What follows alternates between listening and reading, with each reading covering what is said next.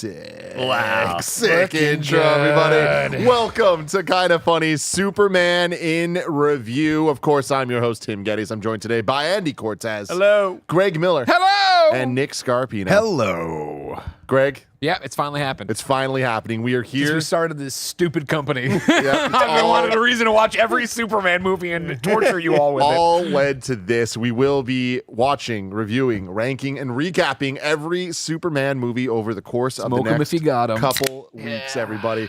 Damn, that had a nice little Yeah. mist to Zest. it. Wow. God or Satan's with me today, y'all. A lot of people have been asking what the plan for this in review is going to be. And I'm going to be honest with you guys. We are trying our best to week figure it all out because my goal is to have this group of people on each episode. And sometimes with scheduling, that can get a little difficult. So the plan is starting this week, every single week, we'll be doing Superman, Superman 2, not the Donner cut, just Superman 2 Boo! theatrical. We should do Don't both. be We fucking- should do both. No, Greg. Let's We have had another this conversation. movie. But like when there's a dead spot in a few weeks, months, years, when Maybe. something toss it in there. Let me go. Maybe. Let me go, But Andy. Let just- me go. The official line now, after I talked to you and confirmed that I the right agree. call. I agree. It's the right call. No, so you're thinking.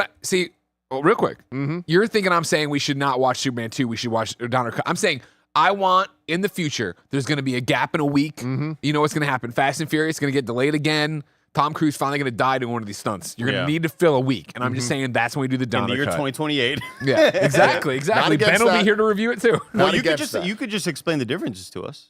I'm down for I don't that. like to do that because that's future spoilers for when I make you watch that one too. That's not gonna happen. I will not be a part of that. What we're doing is Superman 1, Superman 2, Superman 3, Superman 4, The Quest for Peace. Yeah, please, thank you. You have to Then- use its given religious name. Then we are going to do the new Superman movie, and then Returns will be after that just because that's how the weeks and schedules are working Yeah. out here. What about Steel? Asks Spiral Agent. He's asking the real Shaq questions movie out there. Steel. He's all Man of Steel. Would make more sense, right? Wait, no, I think he's talking about Steel. He is talking about Steel. Why The is he talking about Steel? The Shaq Shaquille Superman. O'Neal. Yeah, the But Shaq. why? Well, Steel's a Superman. You know who Steel is, right? I did not realize that was a Superman-related fucking thing. god! Well, the movie technically isn't. But the idea, of course, is Steel from the comics, at least, right? Yeah. Superman dies. Hold Bill on. comes up. A monster, a killing machine named Doomsday. We didn't know at the time he's from Krypton, like ancient Krypton. He Love that story. breaks out of Earth, right? Kills Superman, right? Then 4 people show up claiming to be Superman, all right? Number 1, Cyborg Superman. Looks just like Superman, but he's a cyborg. Makes a lot of sense for what happened there, right? Number 2, the Eradicator. Looks exactly like Superman, but he's ice cold. He's just fucking killing people in the streets. That ain't right. But he's 5'2". Number 3, Superboy. Now, this is a really cool one, all right? Because he didn't know it was from Project Cadmus, right? And so the idea is that it gets revealed in this whole thing there that he was a clone of, they used some of Superman's DNA and some of this guy who worked at Cadmus's DNA. Then they retcon it years later, make it half of Superman's DNA, half Lex Luthor DNA. Fucking insane. Whoa. Okay. But number 4, in fact, was Steel. John Henry Irons there, right? He just fucking was, Superman saved his life on a construction site one time, but it turned out he was like he's a super genius. he was working construction because of whatever. And then he makes the suit and he goes out and he's Steel now. It's crazy how well I know Marvel and how little I know DC. Andy. Like, this is insane to me. And I need all of you to know, not only did I not know that Shaquille O'Neal's Steel is related to DC or Superman at all, Yeah. I also, my entire life, thought that Steel and Shaft were the same thing.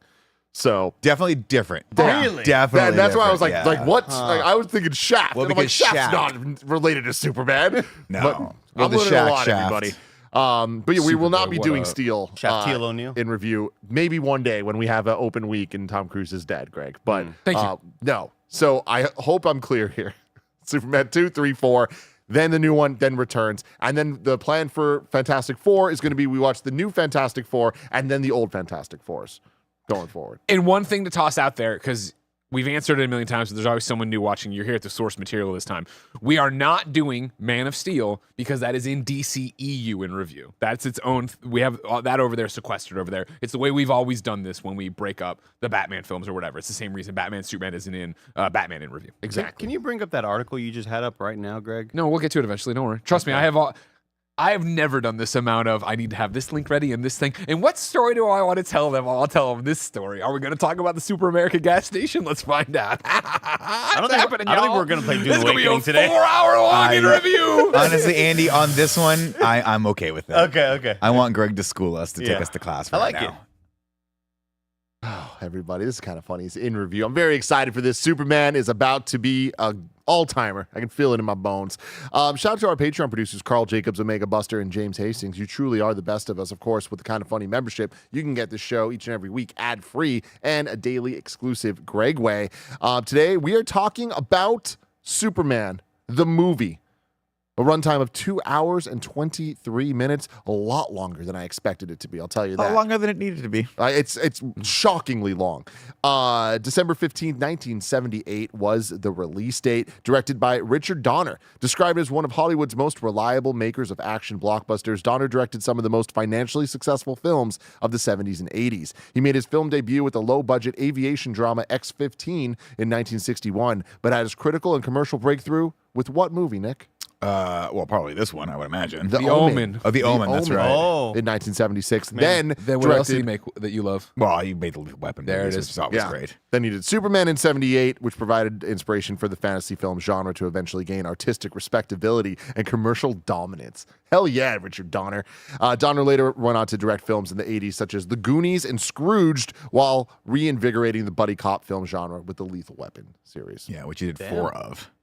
It's great. I didn't know Donner had it like that.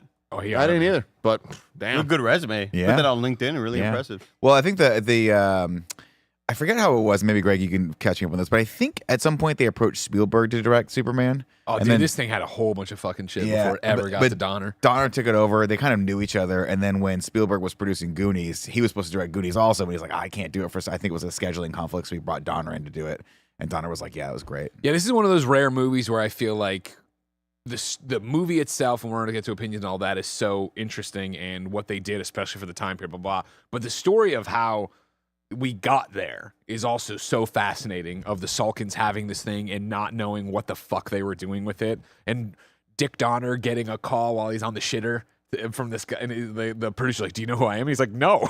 He's like, I got the Superman rights. He's like, call all me. right, I'll give you $1 million to do it. And he's like, okay, I'm in, or whatever. And they sent him this telephone book script that made no sense. It was, do you know any of this? Is this in your notes? No. Sorry. They send him this script, right? And it's so easy for us now with the success of the MCU with Superman and a million other things, and even the failures, right? But they sent a script where in 1970, whatever, this comes out in 8, right? But this script that was, Donner said in podcasts, well written, but the Salkins, the brothers who had the rights to this, right, totally told them to hone in on the comic bookness of it, the comic of it. And so they're making a parody of a parody, is what he always described. Like, they are making it a Superman movie to be like the Adam West Batman TV show, because that's all people really knew from like modern was the superheroes at the touchstone, time. yeah. And so it's like all this bizarre shit. The one that always gets called out, and I know I'm going to lose you on this, but I'll have you, Telly Savalas. Yeah, Kojak. the Kojak. He's like, He was very whatever. famous, and he was bald, and he always had a lollipop, and it was the whole thing. But he was cool. Anyways, I know. What? There's an actor named Telly Savalas. Okay. He was on a show named called Kojak. It was a big deal. Think of Cheers. It was like Okay, big. okay. It wasn't a comedy, but whatever.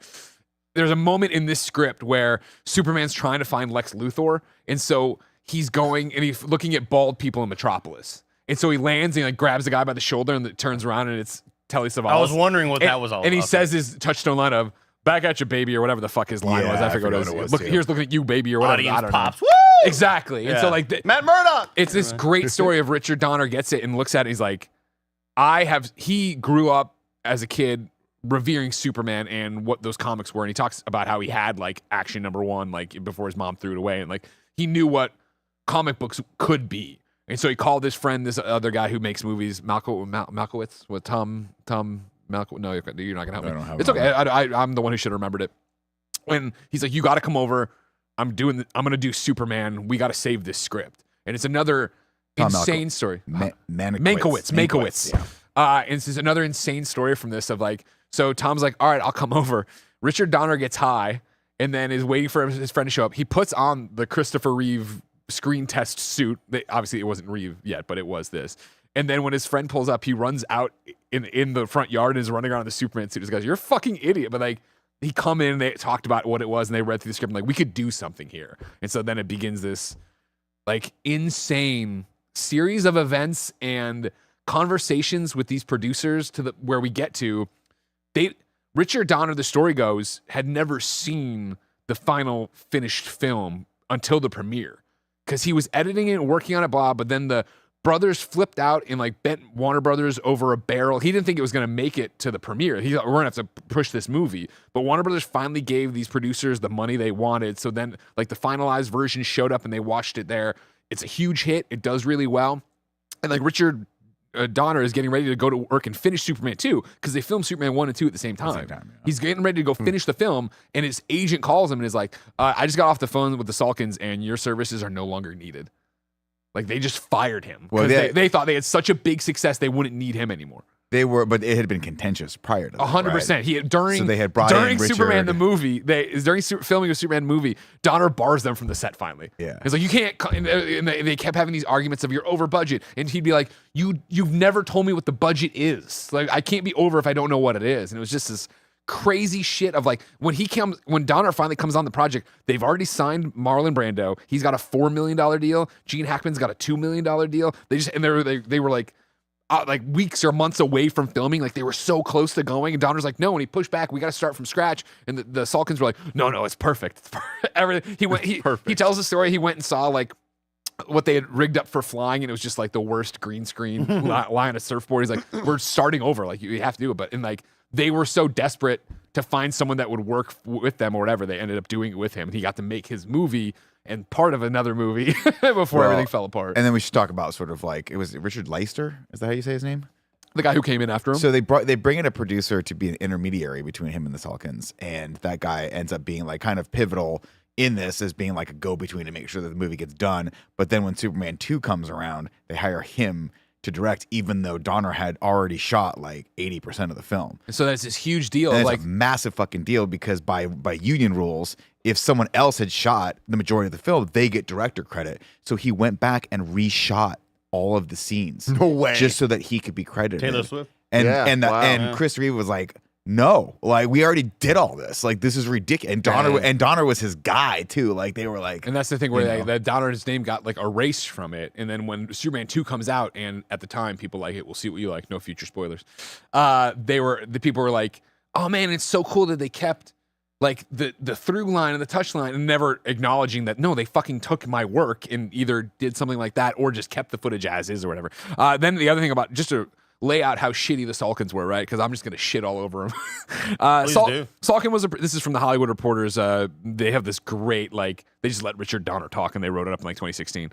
Salkin was the producer of 1973's The Three Musketeers. He was also reported to have taken unused footage from that film and turned it into a sequel, 1974's The Four Musketeers. Shut up. Milady's Revenge, The Four Musketeers, Milady's Revenge, prompting the Screen Actors Guild to introduce the Salkin Clause, forbidding any filmmaker to divide a film into 2 installments without contractual permission. Holy These shit. guys were dirtbags. who was the director of that film? I don't remember. It was Richard Leister. And so he hired him because he owed him money Dick because he Leister. didn't pay him from that film. And he was like, I'll bring this guy in and just like pay him a little bit as a pittance to like get him off my back from this lawsuit that's impending. And so they were just screwing over everyone. So But the fact that this movie's watchable, let alone a classic to so many serviceable. people not getting into anything. Well, that's the thing too, is like you watch this film and you go like, you can see that Richard Donner was like, hey, we're gonna actually like try to do this character justice. We're gonna treat this like it's a real film. We're gonna have some heart in this. We're gonna tell the story of Superman for people who don't know it. Like when I was a kid, I didn't know really the mythos of Superman because I hadn't read the comic book. So this was my first introduction to like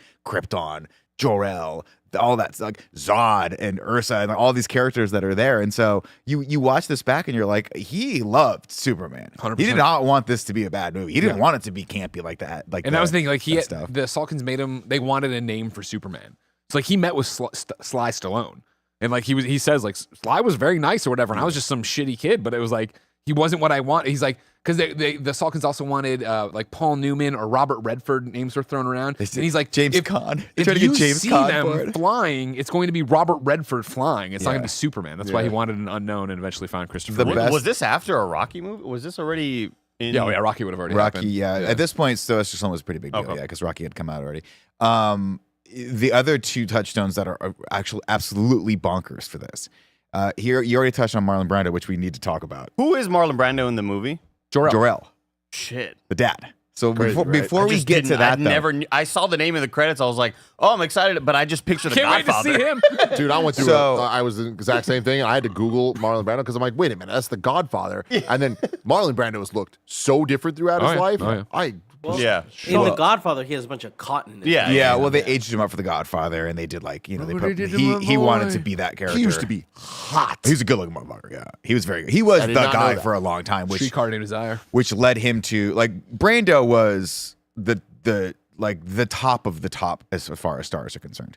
He was is wildly regarded as one of the greatest actors of all time, but he was also incredibly lazy and hated to Unprofessional, act yeah. and unprofessional. And we can talk about Brando stories in a second, the least of which is my favorite of which rather is The Island of Dr. Moreau, where he and Val Kilmer, another notorious egomaniac, were just having ego fights the entire time and drove the director crazy. But before we get to that, who's the main credited writer on this Oh my right now? God! Don't even get me started. It's Mario. It's Mario Puzo. Yeah, Do you yeah, have yeah, any yeah. idea who Mario Puzo is? You Tim? guys are saying so. I can't believe how much this is just your guys' life. Like, isn't this Because- wild, Andy? I'm blown away right A chat that I need to bring up is Rusty Pod just said, famous, bald, lollipop, cool. Mario Puzo, if you don't know, Tell me. wrote the book and then went on to write the screenplay for The Godfather. Godfather 2, Godfather 3. Mario Puzo is very regarded as just a good writer that wrote Godfather. If you ever want to watch the Offer on Paramount Plus, I highly recommend that. It's another great telling of how the Godfather came about, the wacky fucking crazy story that is. But they hire him because they were like, quote, we need to get a writer on this that's of note to lend credibility to this, because they were so worried that everyone was just going to see Superman as this stupid campy kids thing. And so they put Mario Puzo and Marlon Brando in it, and it's totally the wrong call, especially for Marlon Brando, because you want to tell the story of the green suitcase? Yeah, I can. So, well, real quick. So, like the Puzo thing, that's from the story that didn't work, right? It's Donner and Mankiewicz who come on and do it, and then Screen Actors. The writers. But he Guild gets of- credit in this. Who? He's credited as a writer, Puzo. Oh yeah, in the but I mean, credits. so that's the whole problem, Yeah. right? Where it's that the Screen Writers Guild. I'm not that familiar with unions. Have such weird rules, and that's why it's always if an ampersand or the word and, that means a very different thing. Donner gets a credit writing on it too, or whatever it is, and then they wouldn't put Mankiewicz in it, so he got snuck in as creative consultant, which now is a banned term, or was at the time at Warner Brothers. From then on out, doesn't matter. The green suitcase, right? Or the green bagel. No, no, you're on the money. Whoa. You're on the money is the green suitcase. This chair So is broken. yeah, I know it's very scary. I've leaned back in it a few times. So when Dick Donner gets this right, and he's like, okay, cool, and like Marlon Brando's part of it, like he's already in it, right? So you have to go meet with Brando, right? And it's him, maybe Mankiewicz and one of the Salkins go to meet with Brando, but on the come up to it, he's like, how do I talk to Marlon Brando? Like the world class actor everybody loves, yada yada yada. And so he starts calling around for advice, and it's Coppola, right? Who like he called somebody, and then Francis Ford Coppola, but he's like one of the people who knew Brando well, and he's talking to is like, he's going to want to play everything as a green suitcase. Like, he's so overacting. He loves money, so he'll do anything, and he's great at it, but it's like, he's going to have these weird ideas about, like, what if I did it as a green suitcase? Like, what, blah, blah, blah. And you have to talk him out of it, but they were like, if you let him talk, he'll talk himself out of any problem. Well, it was two things. One, it was at this point in his career, he had been acting for so long, and he just wanted the money. He didn't want to work, and he knew that he was like, if I can convince this young director, who I'm Marlon Brando, this would be the equivalent to Tom Cruise talking to you right now if this is like your second film, right? So he was like, if I can convince them that nobody knows what Kryptonians look like, and maybe they look like a green bagel or green suitcase. Yeah, no, so yeah. you're conflating, I think. Okay. Unless you know the story better No, than no, me. you probably do. So the phone call was he's going to try to do it as a green suitcase because he's a fucking weirdo. So Dick Donner's ready for that. He's prepared for that. He's having these conversations. And Marlon Brando goes, well, what if I played it as a bagel? It's light years away. People don't know what's to say they didn't look like bagels or whatever. Just this nonsense fucking statement, right? And I this is how copious I was with my note taking. I grabbed this from the Hollywood Reporter. This is Dick Donner's own words. He turns to him and he goes, it's 1939. There isn't a kid in the world that doesn't know what Jor-El looks like. And he looks like Marlon Brando. And he looked at me and smiled and said, I talk too much, don't I? He said, "Okay, show me the wardrobe." So like he Because- diffused the situation. But it's because he just was lazy. He wanted to do VO. Yeah. He was like, if it's a bagel, I don't have to be on set. I can do a day of VO. And he had it written in his contract where he was like, I'm getting paid $4 million. You get me for 12 days. But then he was notorious for like stalling and not wanting to come out of his trailer so he could get overages and shit. He just liked money a lot. From the same thing that I wrote down, right, when Donner's talking about Brando. And Kevin, I'm going to want to watch the Reeve clip in 1 second. But Donner says, not difficult, when they're talking about is he difficult to work with. Not difficult, though we had to put his dialogue on the other actors' chests. He would say, quote, I don't want to read it like I've read it before a bunch of times. The first time I read it, it'll be honest. He made it work. He was the memorize ultimate. He was Marlon Brando. He was Marlon fucking Brando. He didn't want to memorize the line. At I've one heard point, so many stories about this. I'm like, fuck this guy. He's not that good that he should have been getting away with this. at one point, I don't know if you have it in here, but when he's doing the iconic speech where he's like talking to his son, the baby in the ship, it cuts and he's looking down at the baby, and apparently they had to write the cue cards on the baby's diaper because he didn't want to fucking remember the lines. awesome. And he's great in the film. Don't get me wrong. Like, Of course. he's still like, if you watch this and didn't know anything about this, you'd be like, oh, Jor-El's pretty good. Like, And so I've didn't dig out of it at all. I have no. I mean, yes, The Godfather, yes, this movie, but no like love for Marlon Brando. I didn't watch it. Somebody's like, what a fucking dick this guy is, and like everybody's always like, but he's so good. I'm like, is he? Can we show the Christopher Reeve clip? This is Christopher Reeve on the David Letterman show. Oh, This is a great. Other people on the show have worked with Marlon Brando, and I know get you more worked audio. with him for a few days. Thank you. And anything interesting come of that relationship? I must say, I don't say this to be vicious, but I don't worship at the altar of Marlon Brando because I feel that he's copped out in a certain way. He's no longer in the leadership position that he could be. He could really be inspiring a whole generation of actors and by continuing to work. But what happened is the press loved him, whether he was good, bad, or indifferent, where people thought he was this sort of institution no matter what he did. So he doesn't care anymore. And I just think it would be sad to be 53, whatever he is, and not give a damn. That's all. I just think it's too bad that the man has kind of been forced into that hostility. But you wouldn't. Well, he's here tonight, Chris. God bless Letterman. God bless how good he used to be. Yeah, he was great. He's still great. Wait, the Apocalypse Now story of like they hired him for an absurd amount of money, and they thought he was gonna look one way. He showed up fucking and then he 50 showed pounds up overweight. 50 pounds overweight, So- and they're like, I guess we'll just change the story. Apocalypse Now. He plays Kurtz, I think is the name of the character, who is the whole point of the main character he's got to go find this rogue fucking iconic captain that's Green gone missing Beret. and has been living with the fucking Vietnamese and whatever. And he's supposed to be living out in the middle of the fucking like jungle just suffering. So he's supposed to be emaciated. And Marlon Brando shows up and he's like 100 pounds overweight. And Coppola's like, what the fuck am I supposed to do with this? What the hell? Like, yeah, he's Dude crazy. sucked. Also, like news to me that it's Christopher Reeve. Yeah, I did want to point that out before we got going. Thought it was Oh, Reeves. yeah, me too. This is understandably confusing because, of course, the Matt Adventures of Superman, George Reeves, and then he was, the black and white Superman you'd all expect, right? Then the next big Superman is Christopher Reeve. So it's a common nomenclature. Many people fuck it So up. and Matt call him Reeves Christopher directed Reeves. the Batman. No one's worried about that right now. That is superfluous That's a information. Reeves thing. I don't even think this George Reeves thing got conflicted. Greg's Like, just dropping George Reeves here as Yeah. if we know who the fuck You know he who is. George Reeves is. Black and white Superman. Kevin, throw up a thing. Ben Affleck played him in a movie. Thank you, Hollywoodland. A great motion picture. We should put it in review right now. They did a lot of Insane. cocaine. You know what was funny? Reading some of You've the. seen this man yeah. before. no. You guys are psych. What did you do as children? Never What the saw fuck it. did you do Play as Pokemon. children? This was 40 years before I was born. Oddly enough, though, reading through some of the trivia and stuff, I didn't realize how many times they had done Superman. Like there had been like sure. other one-off Atom here. Smasher and all yeah, I didn't realize there were more Superman. I thought it was just these two. Yeah. Leading up. To I've that. But it never was pretty seen cool. any I've of never this, seen yeah. this. Did you I not thought watch ever. I Love Lucy? What What did you do in your afternoons at your grandma's house? Who was he in I Love Lucy? He showed up as himself in As Superman. Superman. Lucy promised little Ricky she would bring Superman to his birthday party. So Lucy dressed up as Superman and went out on the ledge. And then Ricky, of course, was down at the Copacabana or whatever, got George Reeves to come back in a costume. And they had to save, and it was a great moment. You're married to her? Yeah. And they call me Superman. Superman. And the whole place clapped because, man, Is that Yeah. Ben Affleck? Yeah. yes. It's a great Well, scene. Hollywoodland. It's a great flick. He dies under very suspicious circumstances. Watch the movie. Yeah, there's a great scene too where the kid like pulls a gun on Yeah, him yeah, because yeah. he thinks He he's was Superman. Batman. He's like, "Hey, little kid, like, Yeah, ugh." What He's a still, like, great, talking down. George Reeves quick thinking says, It'll Okay, bounce off me. don't if you shoot me, I'll be fine, but the bullet will bounce off me and it might hit your friends or your mom or something, so you can't shoot me. I always thought it was Reeves.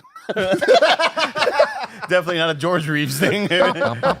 Music was done by John Williams. And let's stop again. Stop again. Stop. This is something I kind of put Fucking in. stop. I put into the back. It's in my DNA that I never really thought about. I've always had a problem with people associating John Williams with Star Wars because as a Superman fan, this score No, is so I'm- fucking good. Kevin's laughing because he thinks Greg is joking right now.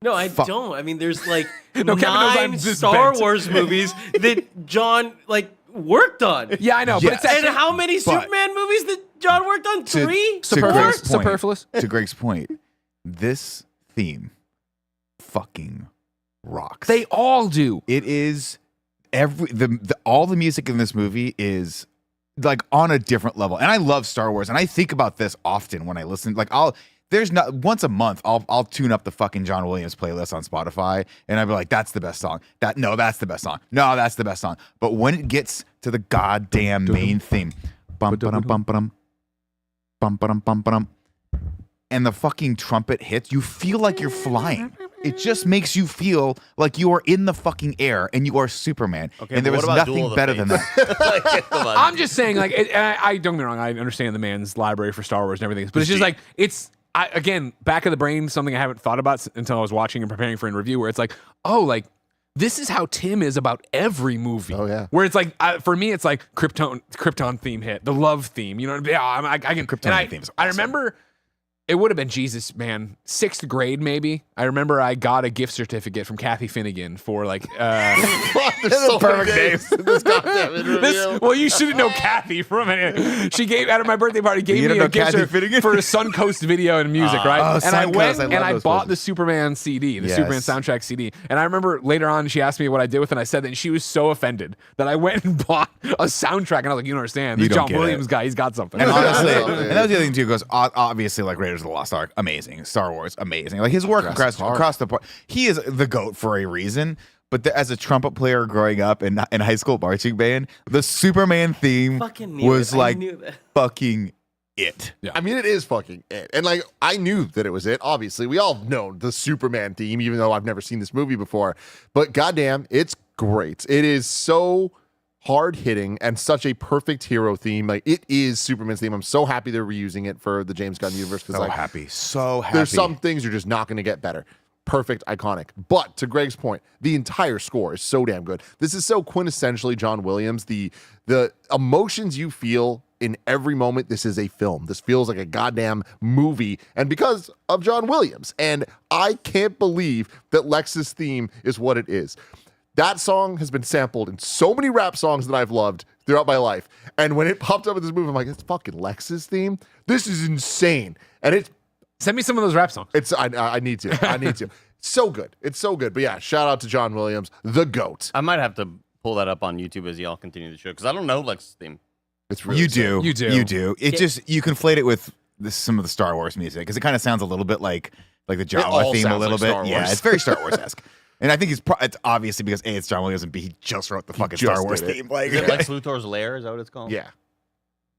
It's the dun dun dun dun. Dun, dun, dun, dun, dun, dun. Right? And it's also Indiana Jones whenever Indy's doing anything like Oh, the Jawa Quirky. theme. Yeah, it's the Jawa kinda- theme, Yeah, it's all that Creed, stuff. you're right. Yeah, the Good Kryptonian shout. theme, by the way, is I think like that's the one that always gets me because it changes and we'll get there. Sorry, we're talking off.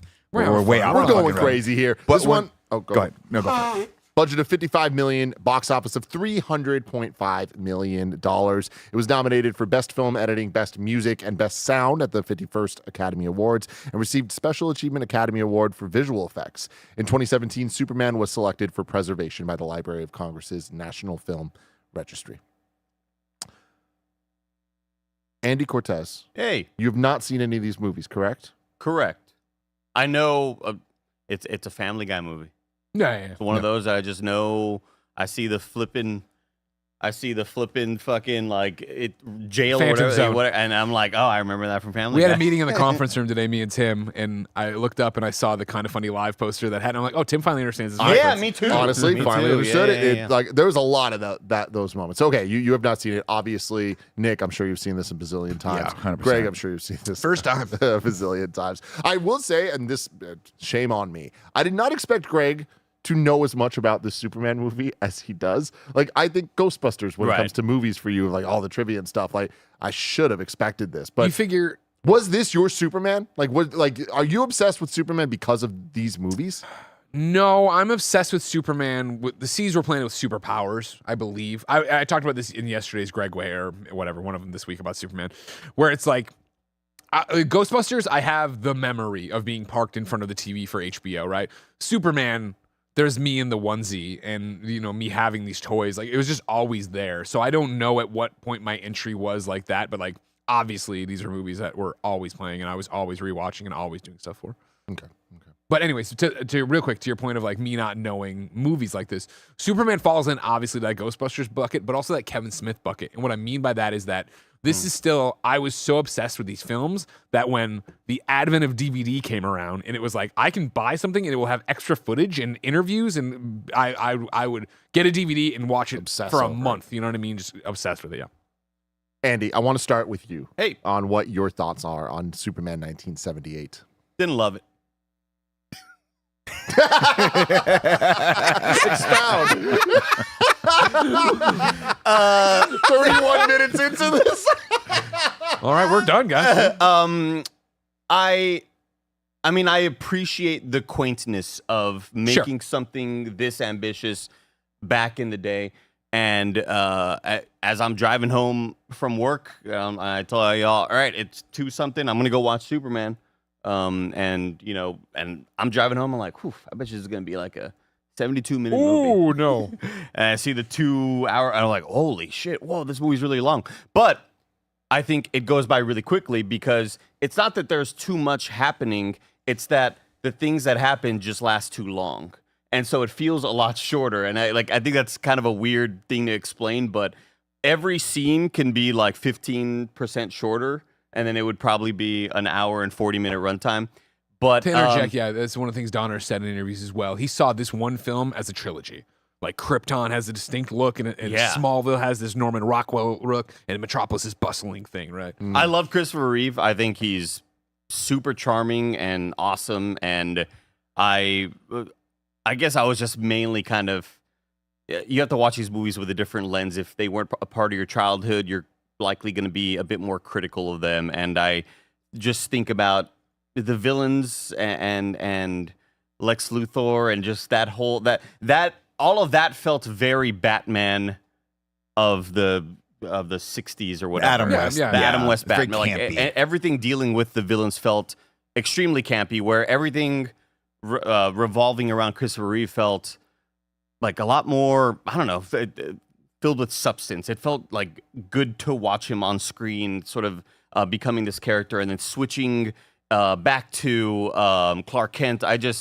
I loved a lot of those things that we know of now. Maybe it was the George Reeves guy that kind of started the the whole like, this is what we know of Superman to be. But everything that I've seen of Superman now, I know because watching this movie back, going, oh shit, this is where all of those little,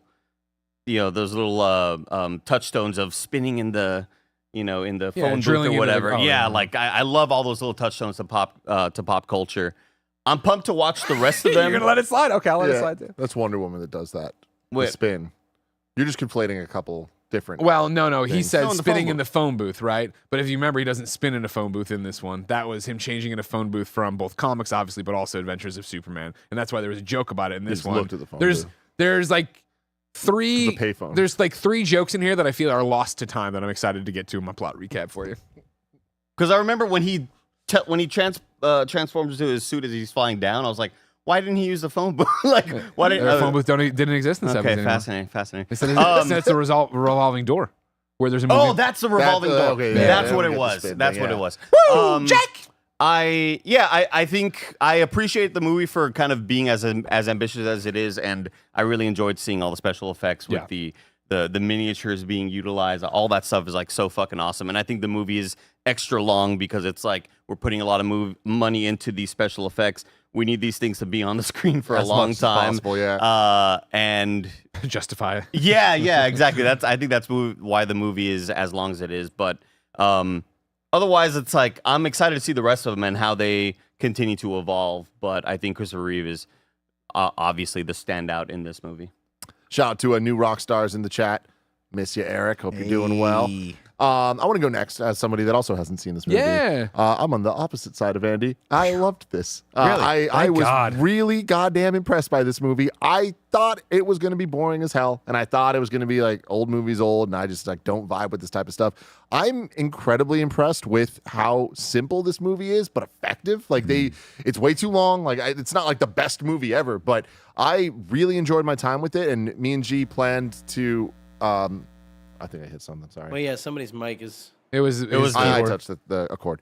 Me and G planned to split this into two when we saw how long it was and watch it in 2 different nights. And over halfway through the movie, both of us were like, hey, we're kind of feeling this. Like, you down to just keep going? And we finished it in one sitting. And that, I think, is a testament to like, oh, wow, this gripped me. Like, there was a lot going on. It's campy in, I think, all the right ways. I really liked Lex. Like, it's goofy as hell, and it does remind me of the Adam West Batman. But I feel like that kind of worked in comparison to having you calling it a trilogy of the Krypton, Smallville, and Metropolis. Like, I didn't see it that way. But, like, yeah, I feel like there's something about that each one of those bits felt complete and felt like a part of a whole as well. And having the different vibes and tones, I think, just kind of worked. And this being the origin of superhero movies, right? Like, I don't think I credit Spider-Man because, like, to me that was or X-Men even, but one of the two, right? But seeing this, I'm like, damn, there's a lot of the elements that were here first, and like that I think is very, very cool, and they did a great job with it. Some of it's goofy, it has to be, right? It's 1978. Why is the title sequence 20 minutes long in the beginning? I don't know, but it's hype as fuck. And So I love when you think it's over. It's like story by Mario, and it comes down, and it goes back up. Like, oh, we're still going. We're still going. But yeah, my secret delight of this movie, I had no idea that Lois Lane was that damn horny. Like, this movie's horny, dude. Oh, yeah. This movie's insanely horny, horny, yeah. man. You Like, don't pull out a pair How of pink big are panties. you? you're I mean, not tall horny. are you? oh my god. Whoa. Him calling the fucking panty color. It's like, what are we talking about here? Yeah. But I like it. It gives a little bit of an edge to it all. And yeah, Christopher Reeves, awesome. Really enjoyed him. All the things that I've heard about all the years of just like Clark Kent, Superman, you guys don't see the difference. It's silly as hell. Like, let's just be real. But his performance as different characters is awesome. He does such a good job with it. Yeah, great time with this movie. Very excited for the sequel. Am I excited about getting to the 4th of these? I don't think so. We'll see. You will be for different reasons by the time we get there. But yeah, there's so much in this damn movie. I can't believe that it starts off, we get all the Krypton stuff, and by the end of this thing, he's reversing time. And I wasn't complaining about it.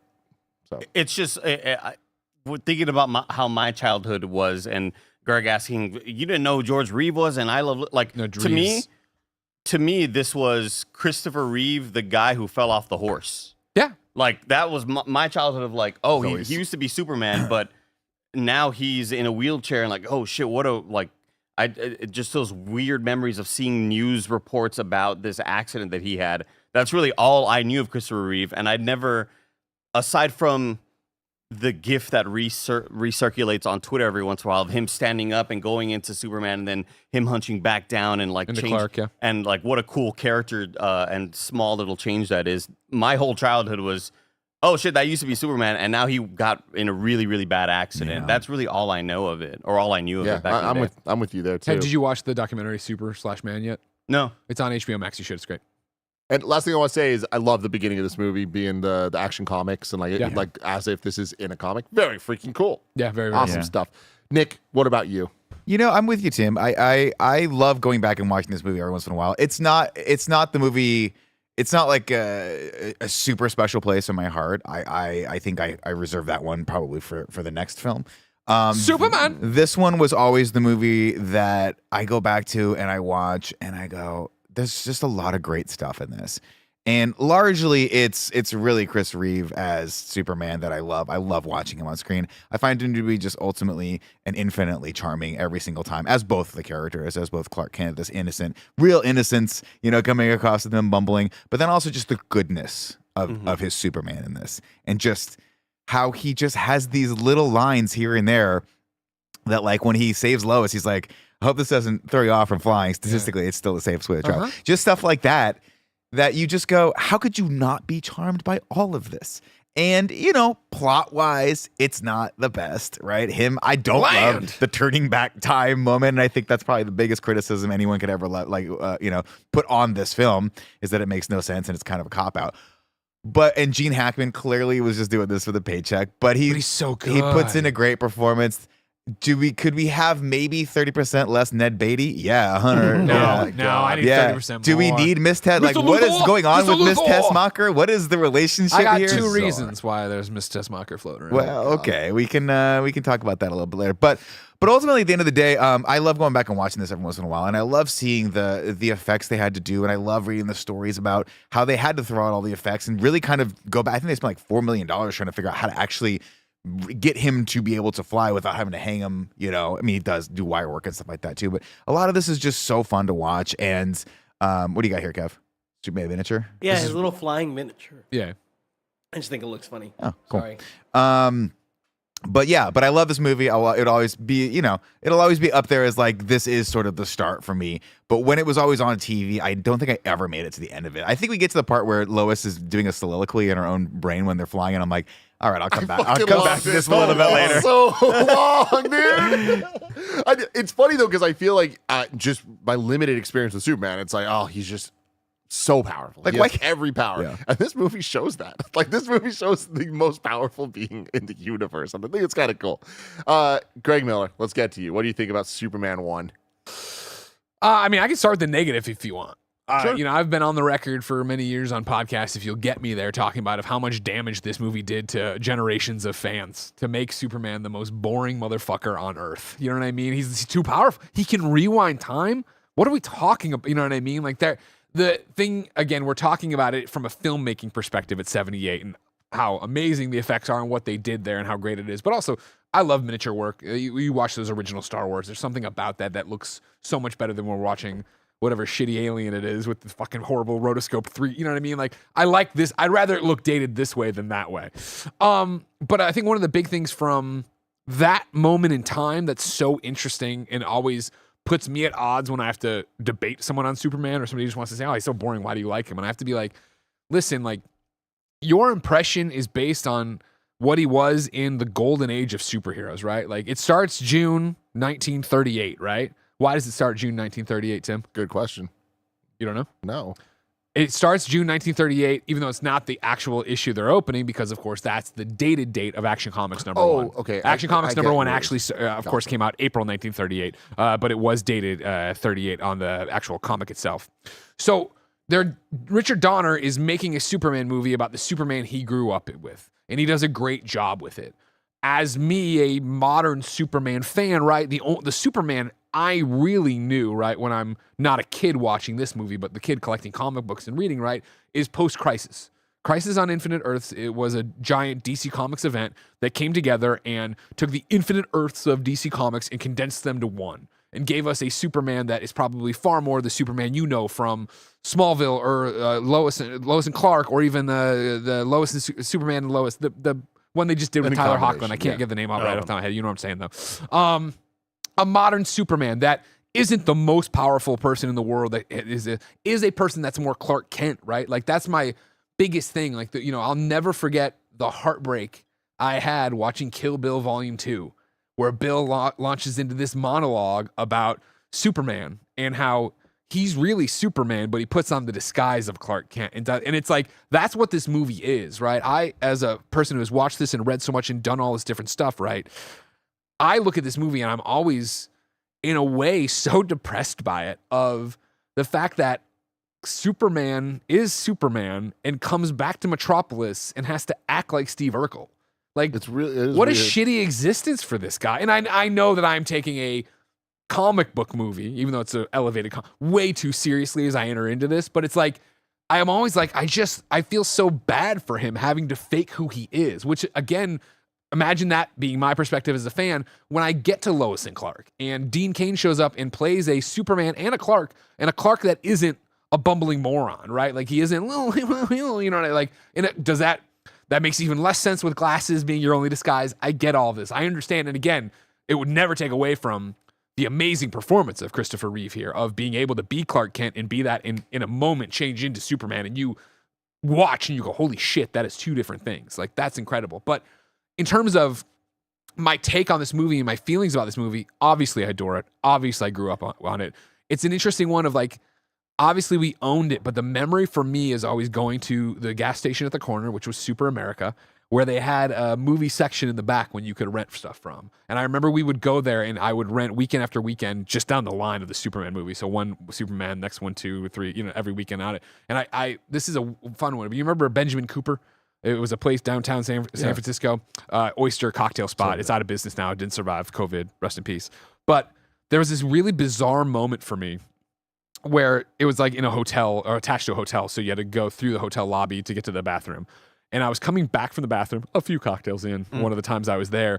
And I just stopped because I got hit with the wood paneling they used, smelled like the wood paneling in that Super America that I hadn't smelled in 3-4 decades or whatever it was. And I had to text my mom and be like, I'm getting choked up. Sorry. I've been transported back to this place. You know what I mean? That I haven't been, and I can see Superman. You know what I mean? Like, that's what this franchise movie, whatever, means to me. There it is. Rest in peace, Benjamin Cooper. So it's like, that's how intrinsically this is tied. So it's like, I can sit here and complain about all my Superman mythos things and the fucking boulder I've had to roll up a hill my entire life of being like, no, he's not that powerful. Like, no, well, the animated series, a tank could kill him. You know what I mean? Like, you know, A video game would be cool. Yeah. But there's so much pulled into this, right? Of that, what that is and who it is. And yeah, Christopher Reeve was my Superman growing up, like for sure. Like he didn't start the vibes because I had the toys and I had the things and whatever. But like, I'm sure as soon as we were watching it. And when I pictured him and I had the posters and all that stuff. And like, you know, you bring up like, we talk a lot about deaths and where you were for that. Like, I'll never forget waking up at my mom's house when he passed away. You know what I mean? I was up visiting my mom. I was at Mizzou at the time, and I was going to drive back that morning and wake up to the news that he had passed. And I was like, oh my God. And it would have been, I'm within a few years there, I had seen him speak live after he had been injured. My mom, you know what I mean? Like, I remember my world stopping when he got injured. And it was that, like, you know, there is no internet, so you're waiting for the news every night of like, what's going on? Is he going to be okay? Da, da, da, da. And I remember, you know, obviously he pulled through and he was so open about his journey. I really recommend you read Still Me if you haven't. It's a great book, obviously. The movie, again, is way quicker to it. Superman, it pulls a whole bunch of documentary footage that I remember from back in the day. Then being here, he talks to his whole family. It's incredible. But I remember his journey being so inspiring. And, you know, my mom was an administrative assistant for a long time. And it's like, it sounds like an episode of The Office, but there was like some paper convention that was like, she was working at a paper company or whatever. You can all laugh. It's okay. I see you holding back the smiles. But it was like, they were doing it, and it's one of those like, kind of like their E3 where you'd go and like, you'd get the swag bags and put the new pens in them and all this jazz. And I liked going and doing free shit. Yeah. But it was that like, for some reason that thing had hired Christopher Reeve to come speak at it. And so I got to go there with my mom. You know what I mean? You talk about generational awesome. And stuff like this of like awesome. Him in the wheelchair up there talking about his journey and talking about all this stuff. And I don't know, probably, you know, some leadership or, you know, perseverance. I don't know. I don't remember what the narrative was other than he was there. And it was the first time I saw him bald, and like he made a joke about it. He looks more like Lex Luthor now than he does Superman or whatever. But yeah, like, you know what I mean? That's like a touchstone for me in a very interesting way. Like, and I've talked a lot about this, you know. I remember when Harold Ramis passed away and everybody at IGN looked at me to do something, to say something, to make it up at noon. And I was like, I really am not that guy. And it's a weird thing because obviously Harold Ramis, I loved his work, but it's like, I never felt like I knew Harold Ramis. And even like watching Ghostbusters over and over again, I never pretended I was Egon. I pretended I was me as a Ghostbuster. I was running the Chicago chapter or whatever the fuck it was. He was a kid, you know what I mean? Whereas like Superman and Chris Reeves, like he was Superman. Like, you know what I mean? Like that means so much to me to this day. So yeah, like the movie's still incredible, obviously, and I have so many different things. I could go 2 hours alone. The movie's awesome. Does it have many 1978 things that I will make fun of as we go? Yes. Are the credits too long? Yes. Overall, the plot, yeah. But it's like, even like when we're talking about like, And it's a comic book, and they're trying to do the 38 comic book, but Gene Hackman's Lex Luthor. I'm the greatest criminal mastermind of all. Okay, why? Why are you doing this? You're living in a subway station. It's pretty dope. Why wouldn't you just say that? Yeah, you got it's Miss lit. Tessmacher. Why are you working with Miss Tessmacher and Otis? Like, if Yeah. you're so great, why are you working with hapless fucks? But whatever. I as an adult watching this, because I don't feel like I've done a watch in a long time where I sat down and actually watched it. For me, as an adult talking about this, I would put out chemistry. Like, everybody has chemistry in this picture where, like, even though it's nonsense that Lex Luthor would hang out with these two hacks, Swimming in a pool. the back and forth between them, you know what I mean? Like, it's so quippy and so good and so fun. I love Otis for what, I just love that. Let alone the people at the Daily Planet, let alone the Clark and Lois, let alone Superman and Lois, Some really good chemistry. comedic lines. Yeah. Yeah. One of my favorite chats I've ever seen in the history of Kind of Funny. Furry B Production says, not gonna lie, as a person with great reflexes and balance and a high IQ, sometimes I look at humans the same way. Are you implying that you think you're Superman? He does. Yeah, I love yeah, that yeah. for you, Furry B. Mm. Wild. We're gonna get to the plot of Superman after a quick word from our sponsors. This episode's brought to you by X-Reel. Y'all know that a few months ago, my life changed forever when I brought a pair of X-Reel 1 AR glasses on a long flight to New York. I legit could not believe how easy it is to use and high quality my experience was playing games, watching movies, TV shows on the plane without just too much extra stuff around me, or especially not a giant goofy headset around my head. No joke, this is my favorite new tech product in years, and it has earned a permanent spot in my travel bag. It is only hard to believe that it works as well as I'm saying until you try X-Reel 1 AR glasses for yourself. And then you will see that the future is now. The tech is here. Connect X-Reel 1 glasses to wherever you are playing, whether it's a handheld console, a PC, phone, home console. You just get a massive 150-inch virtual screen anywhere, anytime, for any game. Gaming on the go like a long-haul flight, you need the X-Reel 1. Neck starting to hurt from staring down at your handheld? We've all been there. You need an X-Reel 1. A screen as big as your wall. Instant plug and play with all of your devices via USB-C. Built-in audio with sound by Bose, anchoring your screen anywhere in space. It's awesome. It just works. Zero latency at 1080p full HD. These are what make X-Reel 1 a must-have. And we hear X-Reel 1 Pro is coming soon with an even bigger virtual screen. Hit our link below to get your X-Reel glasses today. There's nothing better than when a sponsor of Kind of Funny is something that we are legitimately obsessed with, and that is exactly the case here with X-Reel. You're gonna hear me talking about these forever. Go to kindoffunny.com/X-Reel. That's kindoffunny.com/XREAL. I promise you, you are going to love these things. This episode's brought to you by Factor. Summer Game Fest is here. The Switch 2 is here. The sun is here. So many summer things are here. And the number one thing you don't want to be doing all summer, spending hours cooking inside. That's where Factor comes in. Factor's chef-crafted, dietitian-approved meals are ready in just 2 minutes, taking the hassle out of eating well. We love Factor here at Kind of Funny, and Greg's often making and enjoying meals quick in between shows here in the studio. I just had a roasted garlic chicken, and I'm telling you, you would have loved it. Factor meals arrive fresh and ready to eat, perfect for any active lifestyle over summer and beyond. With 45 weekly menu options, you can pick gourmet meals that fit your summer gains and goals. Choose from options like Calorie Smart, Protein Plus, Keto, and more. Get started at factormeals.com/kindoffunny50 off and use code kindoffunny50 off to get 50% off plus free shipping on your first box. That's kindoffunny50 off at factormeals.com/kindoffunny50 off for 50% off plus free shipping. Factormeals.com/kindoffunny50 off. Greg. Yeah. You forgot something. Yeah, sorry. Well, we're having such a good time. I don't want to put it in the plot. I want to put it here again. We're talking about what Dick Donner did in terms of making this what it was, making it an elevated script, and of course, then the miniatures and this and the time that went into making the flying work. One of the things I want to call out, because I think it'll be a good through line from this movie to James Gunn's Superman, is verisimilitude. You're familiar with this word, Tim? No. Heard it for the first time in a game that came out this year Really? called, it was fucking Ben Starr said it in Oh, that sounds goddamn Expedition? Expedition 33. It's, of course, a noun, the appearance of being true or real.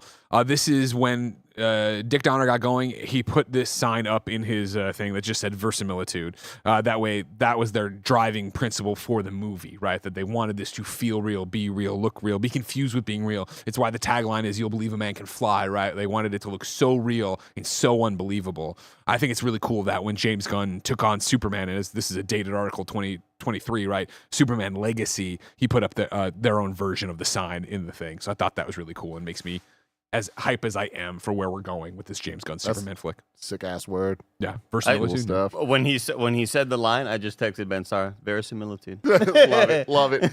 All right, Andy, hit me with the plot song.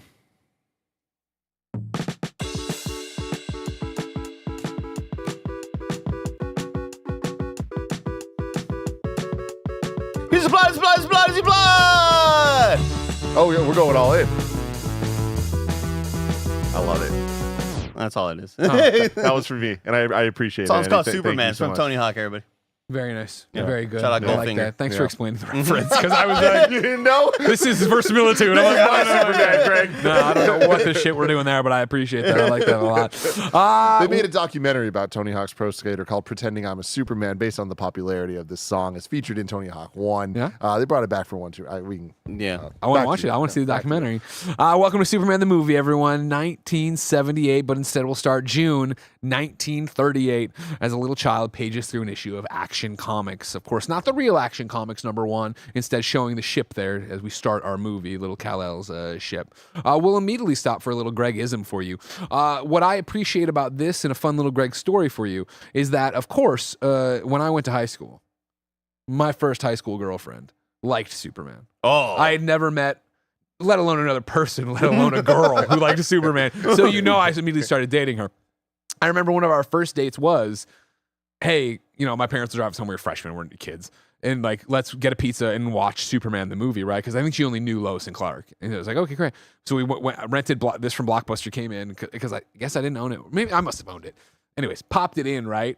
And I remember it was a rental for some reason. Popped it in, and we were both so confused by this opening. Like, I thought I had rented the wrong movie because my memory starts with the credits of Me too. You know what I mean? Me too. I had totally. Many times I watched this movie, especially as a kid. Yeah. Probably fast forwarded a lot of it. You know what I Yeah. mean? Because I Oh, was so yeah. bored by certain things. Which, shout out to my son, who I said the other day when we were doing our Mario Kart date night, when it was dinner time, I'm like, do you want to watch Superman the movie? And he said, yes, I do. And so we put it on, and I expected him to burn out very early and be like, let's fast forward. This fucking It Zod didn't stuff's happen, weird. right? Instead, we got all the way through what we get there with Zod and all of them, right? And it was like, then he's like, where's baby Kal-El? Because he knows the story really well from me reading the book. And I'm like, there. And then he was like, okay, cool. And then we watched a little more. He's like, where's Smallville? I'm like, all right, we go to Smallville. You know what I mean? We kept going. And then his final one was like, cool, I want to see Superman punch someone. I went, oh, buddy, not in this movie. Yeah. Oh, sorry, you're not not in getting this that movie. one. Getting that. You'd be gotta surprised wait by 3 how more little hours. punching you'll get in this entire quadrilogy. But we'll talk about that He later. punches anyone. No, in the quad? Oh, no, in this movie. Yeah, this movie, no. Single punch thrown.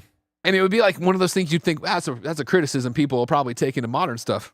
No future spoilers. That's June 1938. We go in black and white, the hustling Daily Planet as we open it up, right? And then, of course, we go from 4x3 breaking it out as the title crawl starts and the credits start in. And then you get that fucking awesome S symbol coming up. And Well, you get. Now, I always think, obviously the Superman theme starts off with the lone trumpet and like the timpani drum, right? So you're like, bum, bum, bum, bum, bum. So my brain is always like, that's how this movie starts. It doesn't. It starts with exactly what he's talking about. And then you get a very slow, until it's not slow anymore, build up, right? Yeah. It starts off with just the strings. It goes, bum, ba-dum, bum, ba-dum, bum, ba-dum, bum, ba-dum. Bum, ba-dum, bum, and it just fucking hits you over the head. It doesn't stop. And it's so powerful. Ever. And then it goes a long time. 45 And then it minutes goes a later. and I remember, this is what I remember as being a kid. Of Yeah. like, what the fuck? Get to Superman.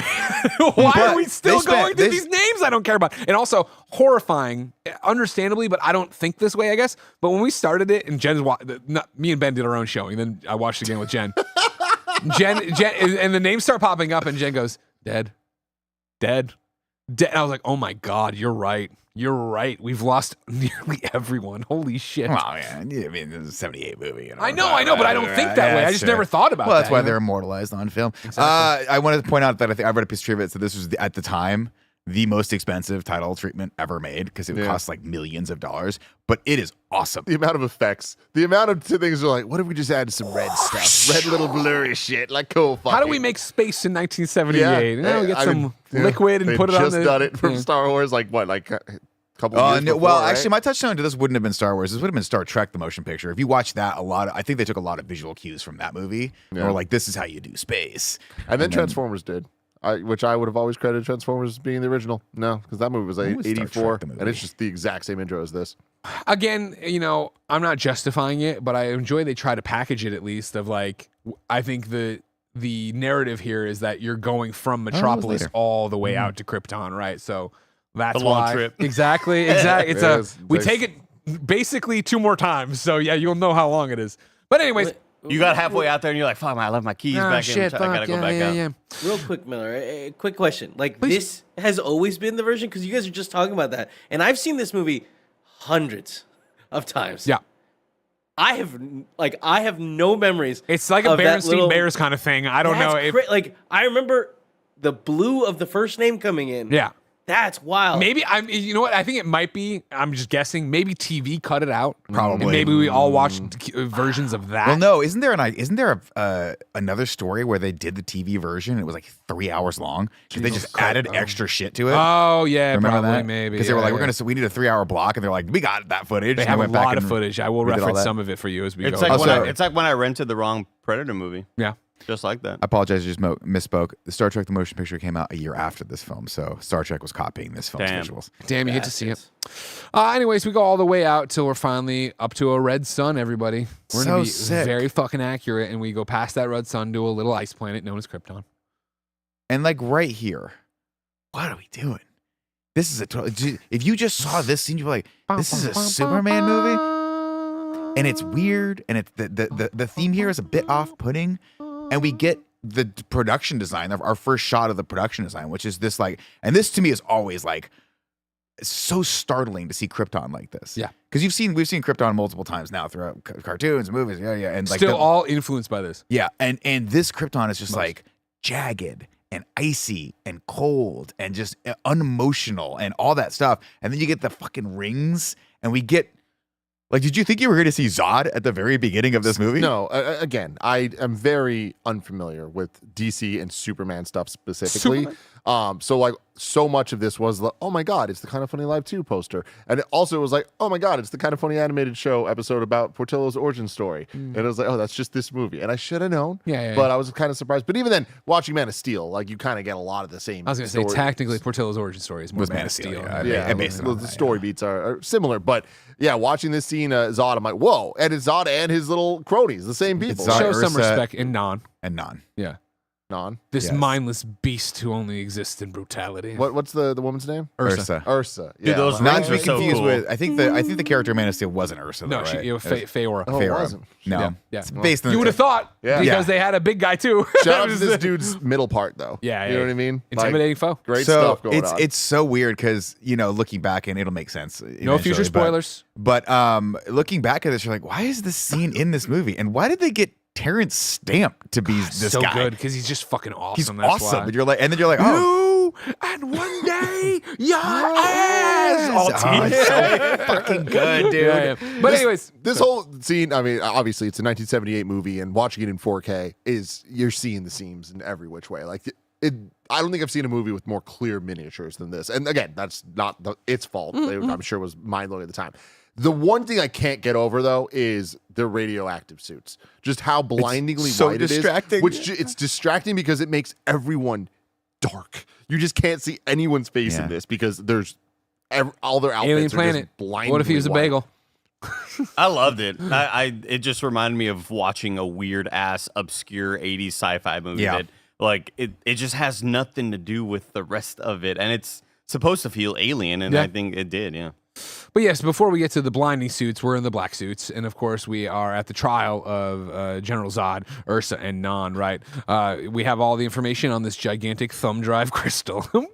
and it lights up. Very cool. And the giant faces up there. Of course, very timely. These guys were trying to commit sedition, right? They were all there trying to overthrow the government, install themselves as their own. A bunch of jerks, you know what I mean? But Jor-El's got him here in front of the council. He presents his facts. They all go guilty, guilty, guilty. All the faces around. Yeah, So and then they all leave the Zoom call, and then Zod's like, Jor-El, it has to be unanimous, so I'm gonna blame you if it happens. And Jor-El's like, I just presented the whole fucking case, man. Like, it's you, but you could work with me, and you could have a nice thing. A voice second only to my own. Jor-El just fucking ice cold turns away. You know what I mean? Then the dome opens. Then we get the you and one day your ass. This whole scene is like a masterclass on how to shoot like this level of deep sci-fi because the dome opens as the Tron light hits them. And to shout out the actors in this, like if you look at Ursa, for instance, she's like pleading. She gets scared. Yeah. And then you see it off in the distance. It's fucking weird, man. The coolest And they type get of weird. sucked up into this one-dimensional zone, which is the Phantom Zone, and Ursa's screaming like, she backs help down. me, like, Zod is I'm still sorry I mad. did this, and Zod's mad, and Non's like, I'm confused, but and then it just tumbles off into space, and you're like, wow, I hope you didn't point that at Earth. We'll never see him again. We'll never see them again. Then, of course, we go from there just to Jor-El chilling with the council now. And you'd expect, thanks a lot, Jor-El, this is great. But Jor-El's instead like, yo, we're going to die. The whole planet's going to die, idiots. The sun's going to blow up. We're going to blow up. Everybody's going to die. And then they're like, no, we're not. We don't object to your explanation. It's your findings that we think it's just going through a course correction or whatever of our rotation. It'll be totally chill. And he's like, I don't think so. And they're like, well, we'll fucking throw your ass in the Phantom Zone if you say shit to anybody. You're not allowed to leave the planet. And Jor-El's like, fine.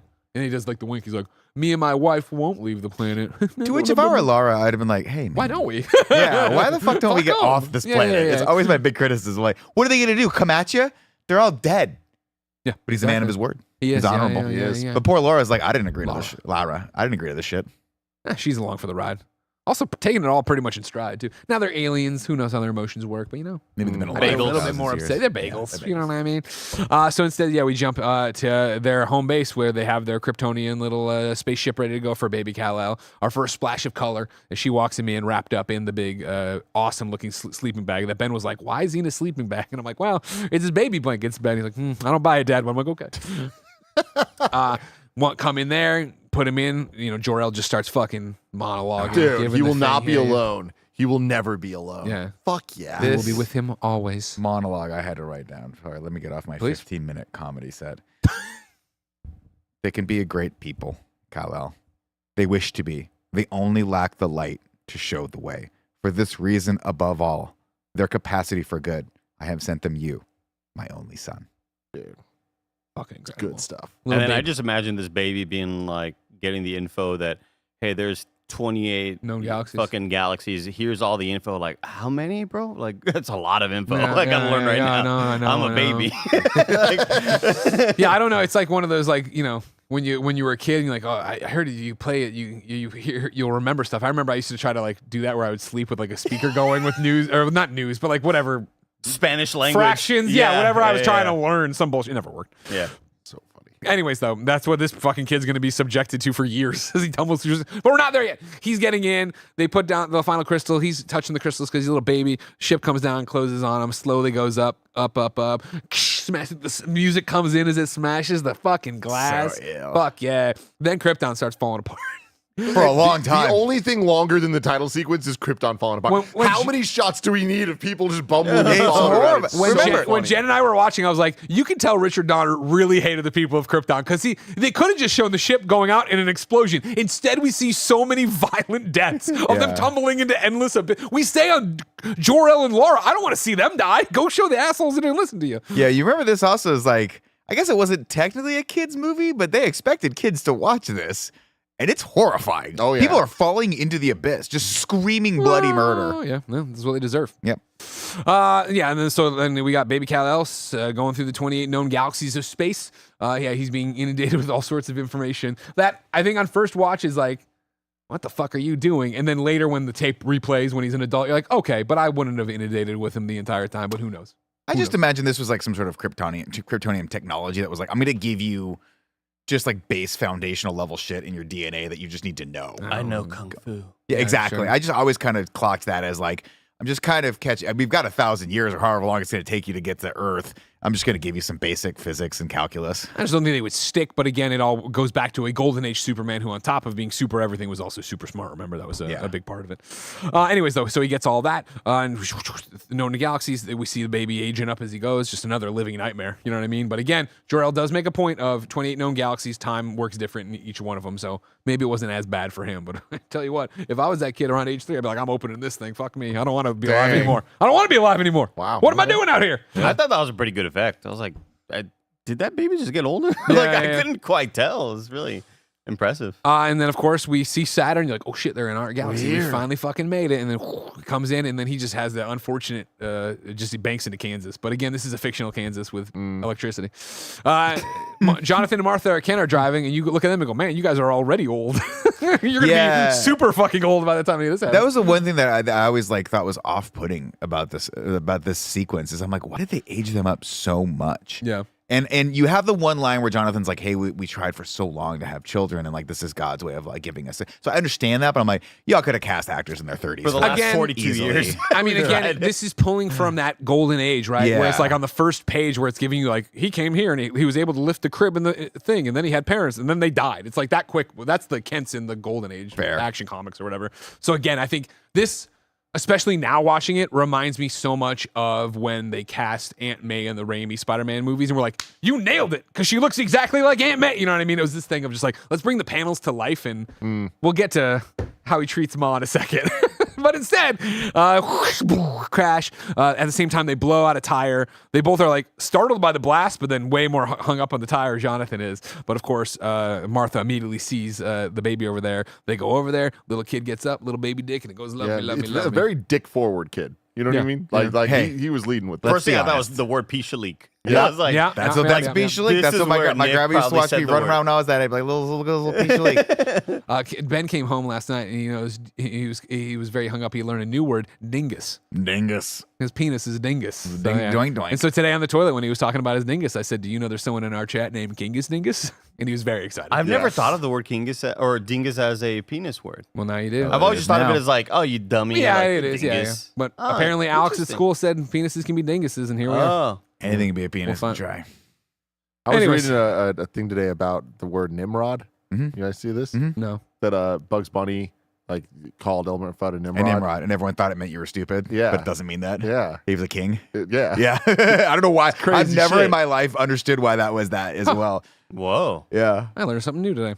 not a While king, I guess Jonathan he was, works on the tire, there's a whole conversation about, we have to give this boy back to his family. Oh, they're not from around here, says Martha. I love that line. And then Martha Clark Kent, are you thinking what I think you're thinking? And she says, of course, we could say he's my cousin's child. She recently orphaned. He'll be here, blah, blah, blah.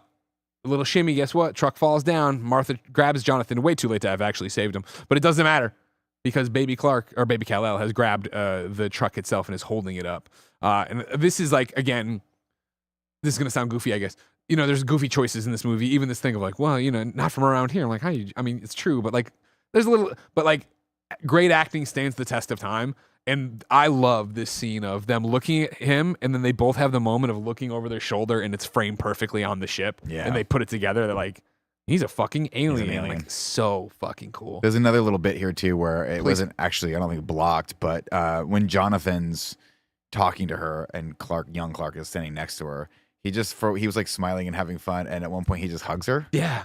and that was not scripted at all. The kids It's just such did a that, and real they all hug. just went with it. And That's it's that just one- a great moment. It's one of those things of like, for where I am so close to this kid's age with Ben, right? Like, Ben hugs that way still. There's no better feeling in the world. So it's like such a heart melting moment of having felt that and be like, I could see where Martha would. I could also see where her head would get popped off because this kid's super strong. But we'll ignore stuff like that. Why? just cracked her hip. And it's another reason why when there's a little bit of a hole in the gap, little schedule gap, Tim, Brightburn, let's toss it in there. All All right, right, why let's have some not? fun in there. Oof, Okay, tough one. you don't like it? It's a great movie. Okay, It's good. fucking Just make dark. sure. It's Yeah, scary sure. for me. Oh, you'll be fine. I'll hold your hand. And anything else you want? You're dingus. God damn it. If we say it, it's a problem. You can't It's a say problem. It's a problem, man. From there, we jump forward in time to Smallville High, or at least the football field. Guess what? It's a football practice. But you can't see the field, Andy. You can't see the balls. You can't see the cheerleaders. You can't even see Clark's face. Why is it, Andy? Why? Because his goddamn wig they got this kid in is It's so the song! big. It's so Is big. it a wig? I don't know. Wigging out with Scarpino. So the story goes that they wanted this kid to look like Chris Reeve. And so they put a prosthetic nose on him, which took like 4 hours. And they're like, oh, it's not good enough. So we got to put a wig on him. And then they replaced his voice with Chris Reeve's voice. No way. So yeah, Let's that's him get doing going. all the lines. Dirty. That's Jeff hilarious. East. Jeff Something East. felt off. But you just didn't need to do any of it. Like, just dye his fucking hair. Like, That's come on. so funny. It reminds me a lot of the movie Looper when they had Joseph Gordon-Levitt, and they were like, we got to make him look more like Bruce. Just have him say, I'm Bruce Willis from fucking early. Well, you don't need to put a stupid nose on him that doesn't move the entire time. Anyway, I digress. This wig is off-putting, to Who's say the least. what's the name of the journalist guy in this movie? Clark Kent. Perry White. Perry White. The friend of him and Lois, right? Like The chief? boss, yeah. No, not the boss, the friend. Jimmy Olsen. Jimmy Olsen. Jesus fucking Christ. Dog.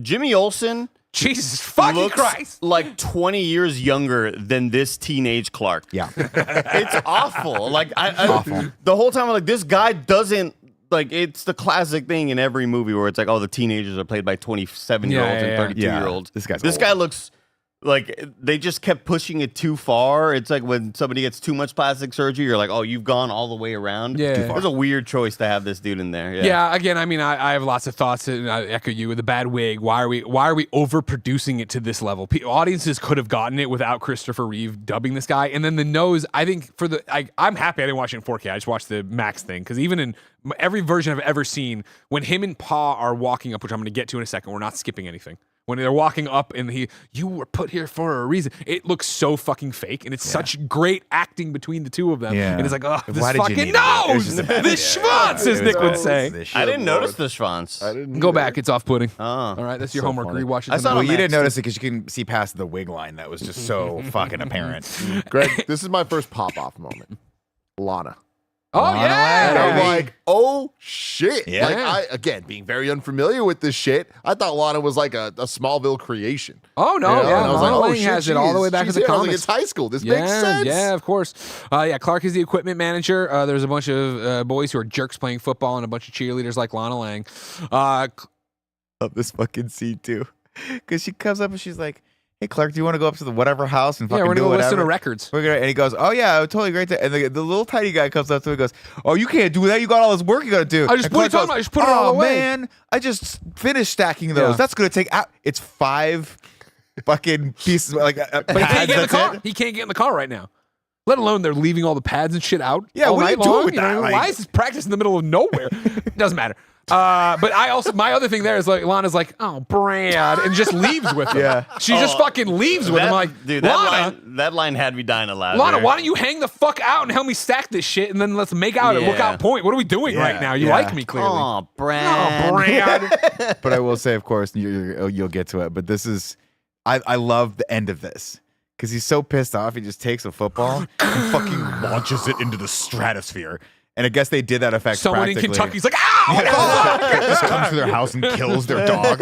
I guess they did that practically, where as he kicked it, they launched it with like an air gun. Oh, cool. Yeah, I don't remember that from that. I guess so that football still hasn't come down. You just hear like on the news later on, like a football leveled up. Yeah, exactly. Yeah, just came in. People trying to find out what happened. Maybe a plane exploded. It says Smallville High on it. I don't know. Property of Clark Kent. It's weird.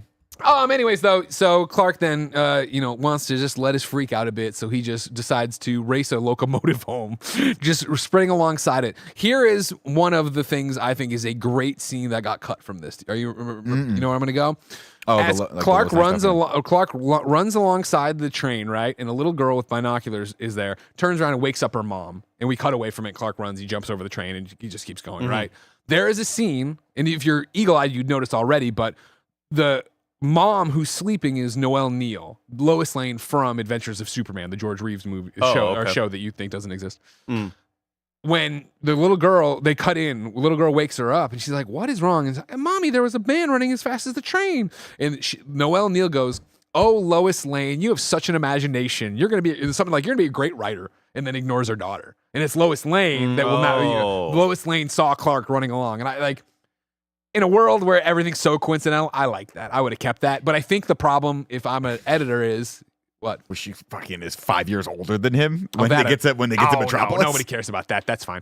This fucking guy was just aging in fucking an ice palace. Nobody cares about that information. It's more the fact that I think it's too similar to the beat we get later when, Mommy, a man flew down and saved Frisky. What have I told you about lying? And then the slap Oh noise. my Just God, gets- Pete. You know That what was I mean? crazy. To be fair, we don't know how much that kid lies. Donner was probably in the editing bay like, we probably don't need 2 lying little girl references to the unbelievableness of Clark That Kent. was crazy. Oh, I guess that's true. I never clocked that he was in the ice palace for a really long time. Yeah, well, we'll That talk makes about that sense. when we get there too. Okay. So yeah, Clark runs alongside the train, then jumps in front of it the last second with a woohoo, and lots of fun animations here with him. Dude, that Hilarious. running was hilarious. The running's terrible. But what I love is the effect of him ripping it up the hill into the distance. Yeah. And that And they looks cut- really cool. As the windows go by, he's just getting further and further. Yeah, so like there's just that one moment where he banks a right as the car's like going Oh, away, yeah. and you just see him fucking haul ass all the way up the road, and they did that practically with the motorcycle. They were like, you can't tell what it is, so the motorcycle that's cycle's doing a awesome. trail of dust, so it looks Yeah, like really he's cool. just fucking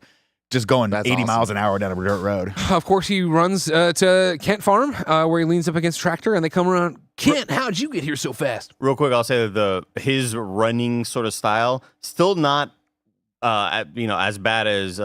freaking Flash in Ezra. Like just that sort of like style of running, very very similar kind of feeling. I ran. I told you he was a weirdo. Yeah. He tried- But this is definitely that thing you do when Shut you're up, you fucking idiot. like I could see Greg Miller doing shit like this when he was in high school, where he's like, "This is gonna be awesome," and everyone's like, "That was weird. That was fucking weird, nigga. That made you weirder." This is why they don't invite you places, yeah, Clark. bro, you can't. And then his dad clocks it immediately. He's like, "You've been showing off a little bit here, man. Clark. Like, you Yeah, can't be doing Glenn stupid Ford shit stands like up this." from behind the tractor he's working on, the truck he's working on, and it's been showing off a little bit, haven't you, son? And There's a bird showing off when it flies. Oh, great line. Yeah, Come yeah. on. If I got the ball, I get a touchdown every time.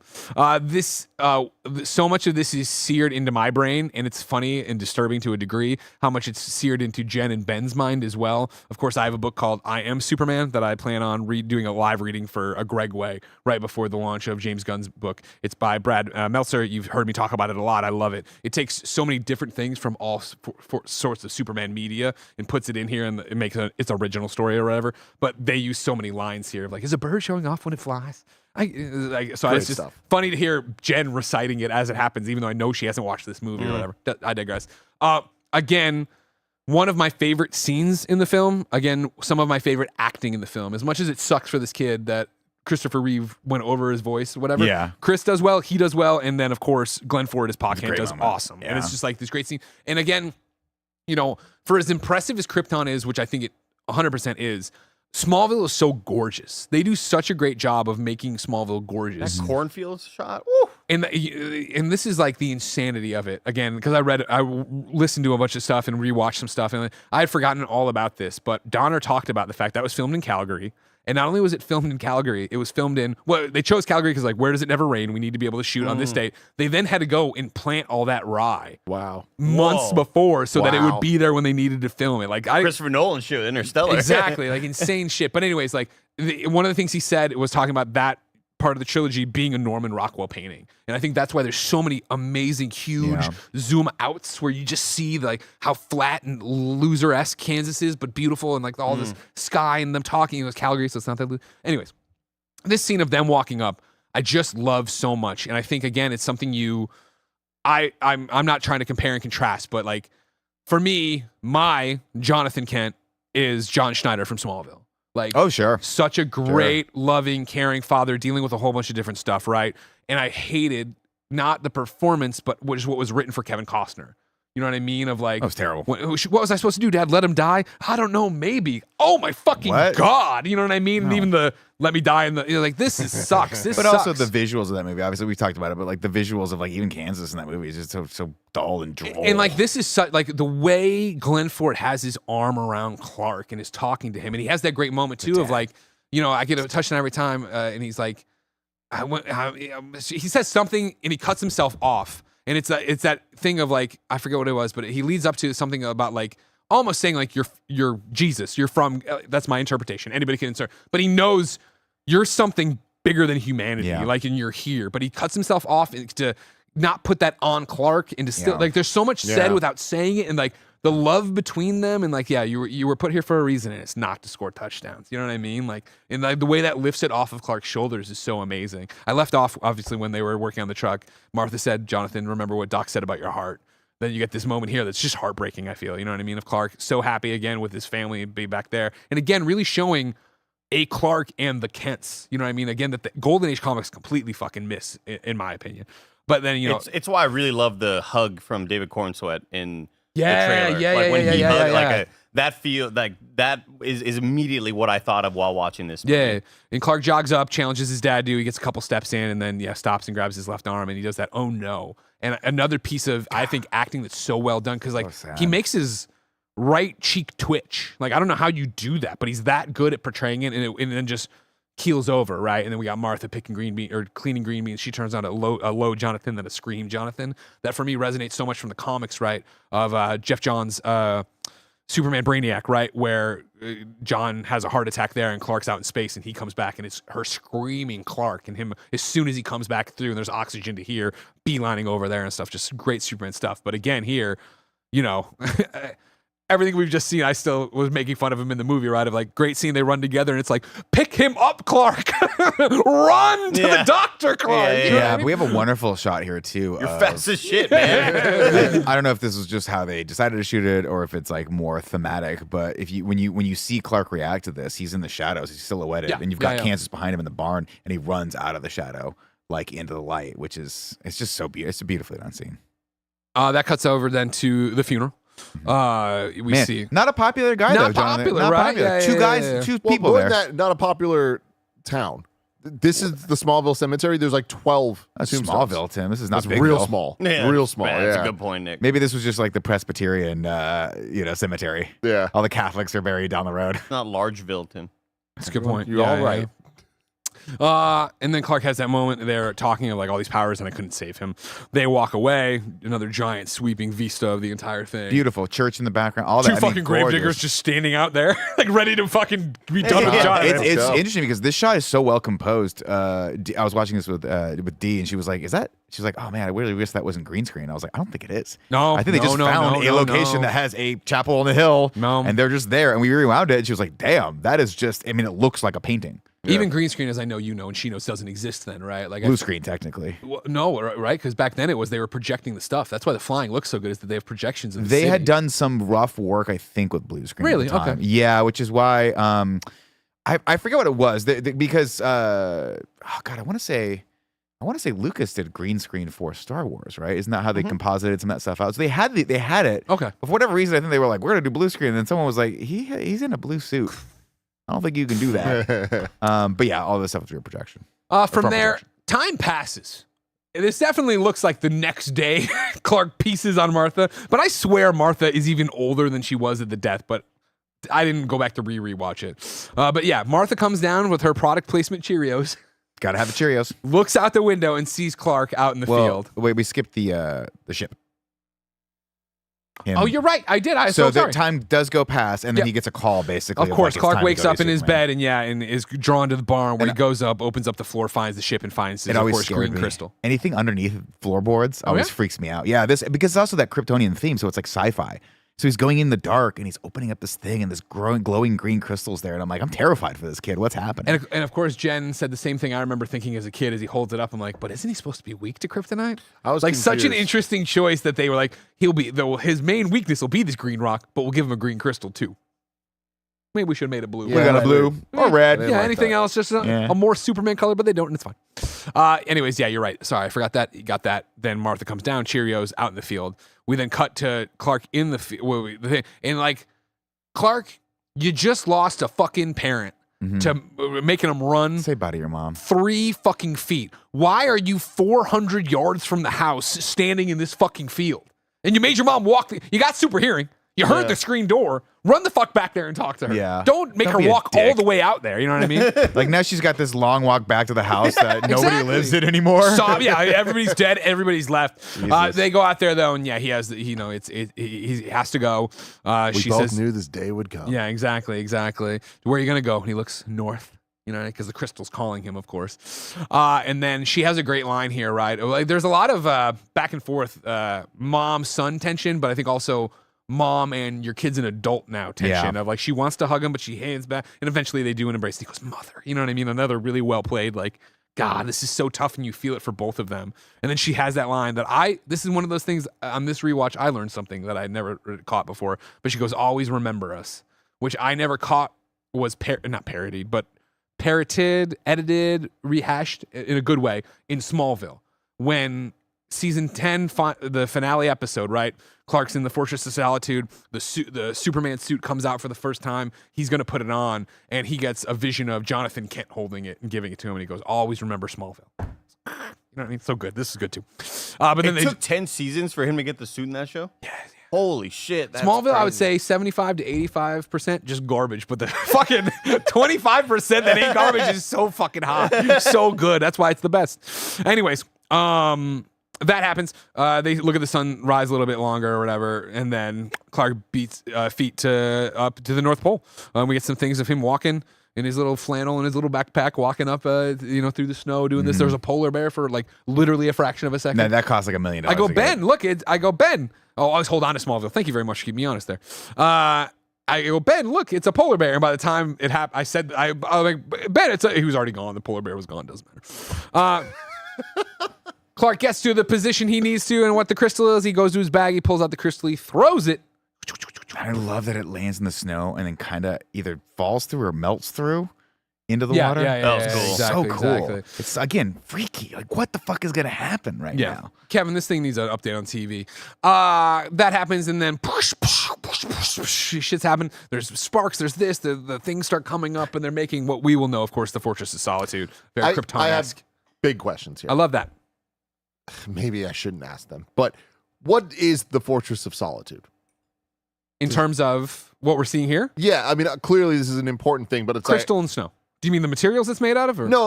Like, what's the point of it? Like, it's That's where he can goes for solitude. Yeah. I mean, it's his bat cave. That's the point of it. It's Okay. it's a That's where he place goes to to go, kick it. be, and like, have your Kryptonian shit. Okay. Which in this case is a bunch of weird crystals that tell you everything. But like, Because like So it's like a mobile base, it's not mobile. but it's mobile because of the crystal. But I think that's in my headcanon. That's a one-time use. You throw that out there, It's and like a that then seed. that grows into this, okay, and now okay. this is it. You can't because move it. so Krypton looks the same, right? So Ice. it's essentially just Yeah. like a That's their technology. Krypton building. Yeah. Yeah, Okay. yeah. They program all the shit into the crystal. It goes in, hits Earth, and then grows the tech. And then- Crystal's like, you gotta take me somewhere white and icy, or else I'll really stand out. Don't take me to Palm Springs. Like, so the Fortress of Solitude, like that name, Yeah. is that a thing, or is that just like a branding thing that we just know because of comics and stuff? Or do they actually call Oh it no, that? it's called that. I mean, it's called that in, In this the movie. Yeah, He goes, movie calls "This will it. be your fortress But he of does it in the solitude." Brando way.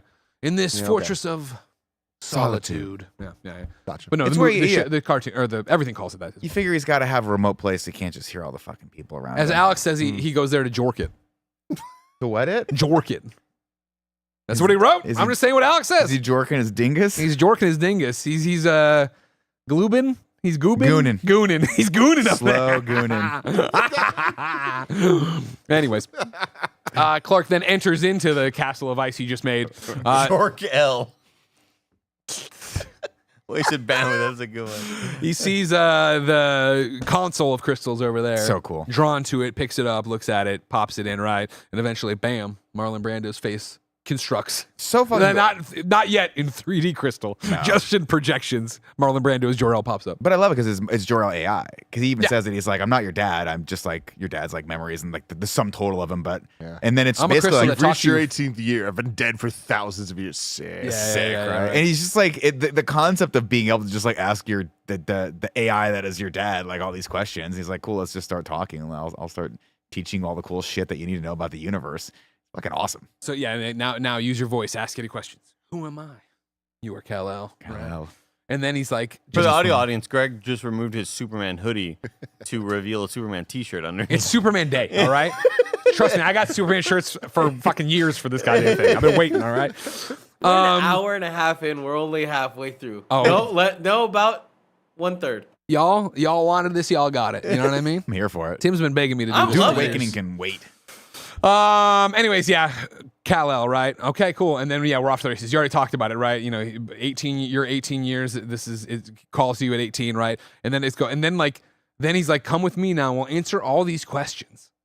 And 12 years pass while Jor-El just talks to him about everything and teaches him everything. Like, and he's like, we're going back to Krypton. It's like, I, as a fan, have so many questions about what's happening. So is fucking Superman just standing there in a catatonic state for 12 years? Because we didn't go to Krypton. We see the planet Krypton, so we didn't go through real space. What has happened to this man's body? Well, I mean, again, you have like were they taking meal breaks? Yeah, they're probably taking meal breaks. I mean, it's the same technology that allowed the kid to stay in the spaceship without taking a poop for 3 or like thousands of years it took to cross the I'd also be cosmos. offended by that personally. You know, again, this goes back to Wait, what? What? I'm just very interested in what you're offended by here.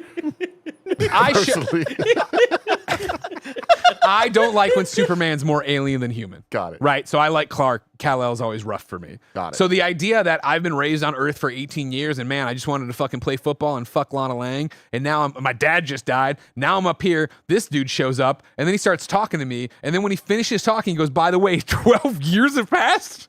I was 18. I'm 30 now? What the fuck? Whoa. I wanted to get an apartment. I wanted to go to college. Again, not to point out the discontinuity with the Lois thing too, but like, how old do you think Lois was on that train?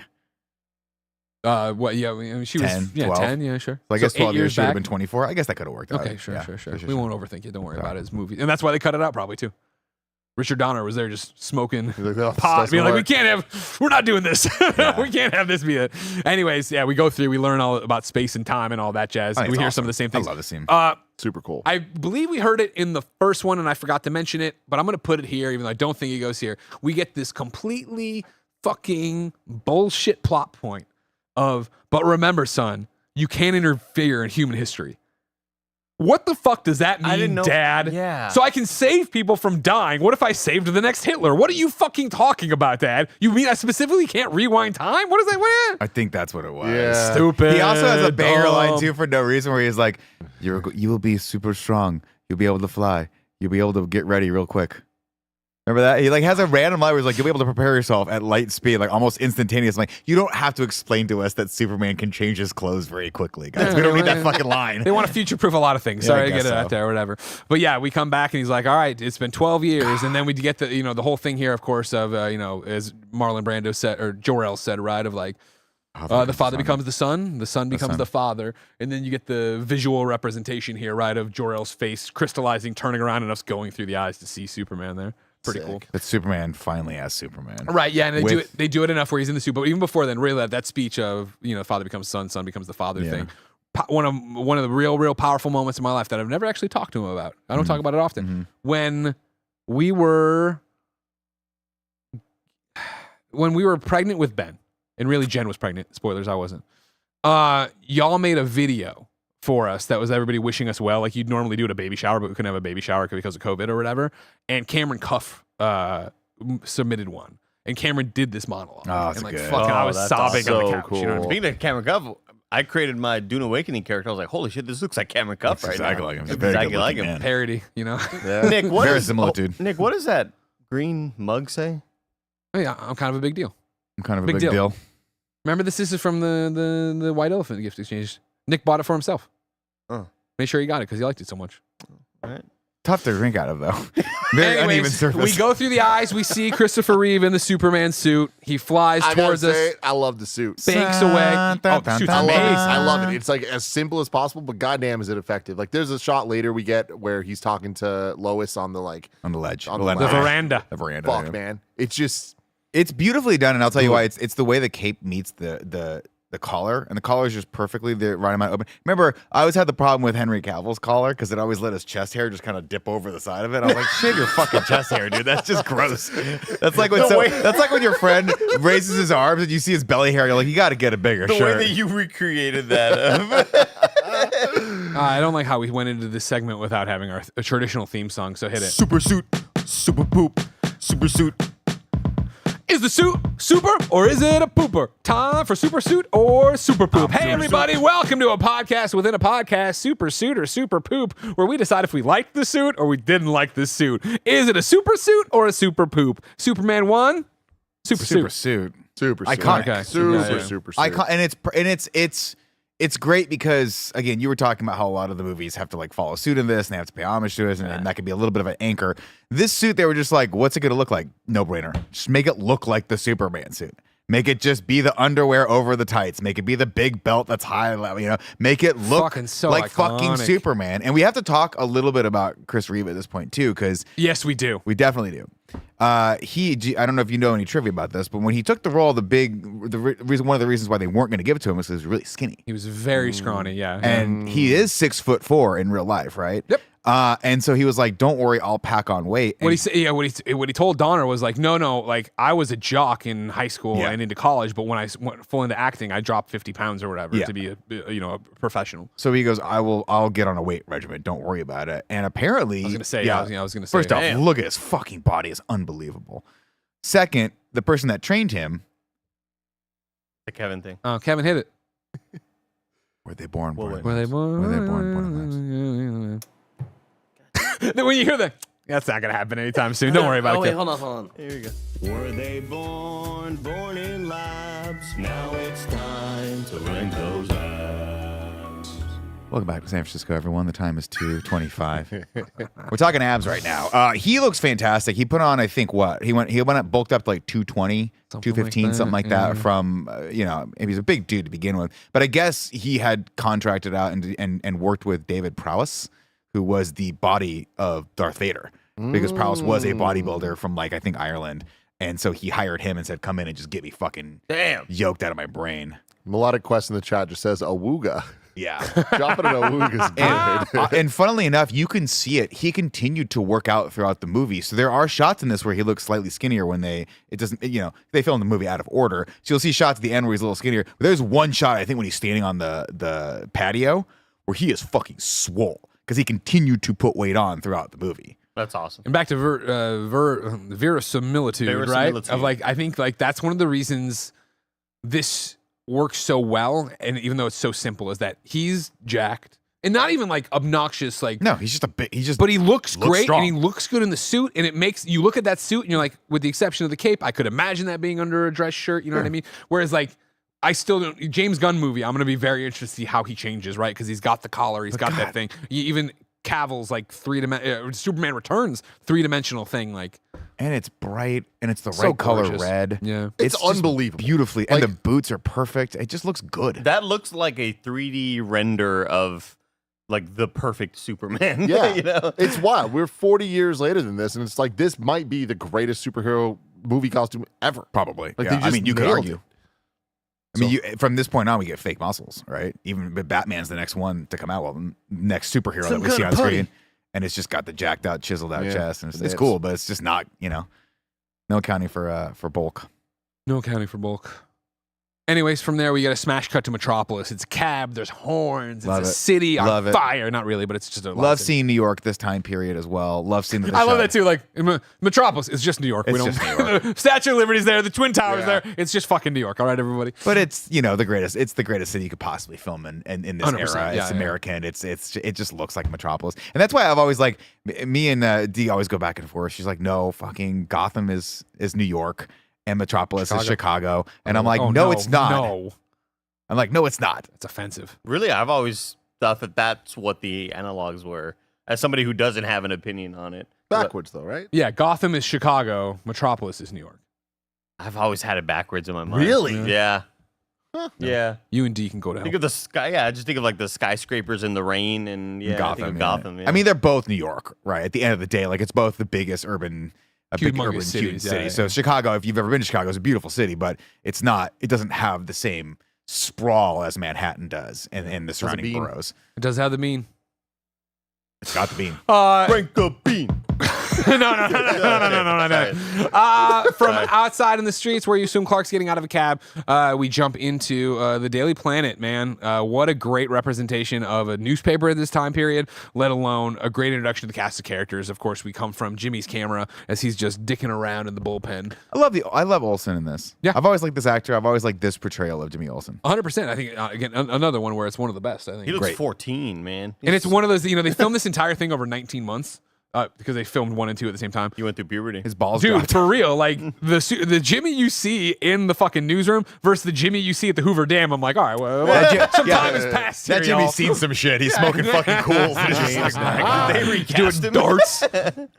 Again, we get the rack focuses. He looks around the newsroom, eventually settling on Lois Lane, who he says to smile, and she does the like perfect cover girl pose, but then goes back to writing her story about rapes and this and that, and not being able to spell anything. It's I love. By something the way, that's gone on with Lois for a long yeah, time. D was like, why can't she spell anything? I was like, it's Lois Lane. She doesn't care. She's moving too fast to to spell check any of her shit because that's who Lois Lane is. That was my interpretation. Brazier has 1 Z or whatever the fuck it is. She busts in on Perry White, of course, talking to Clark Kent.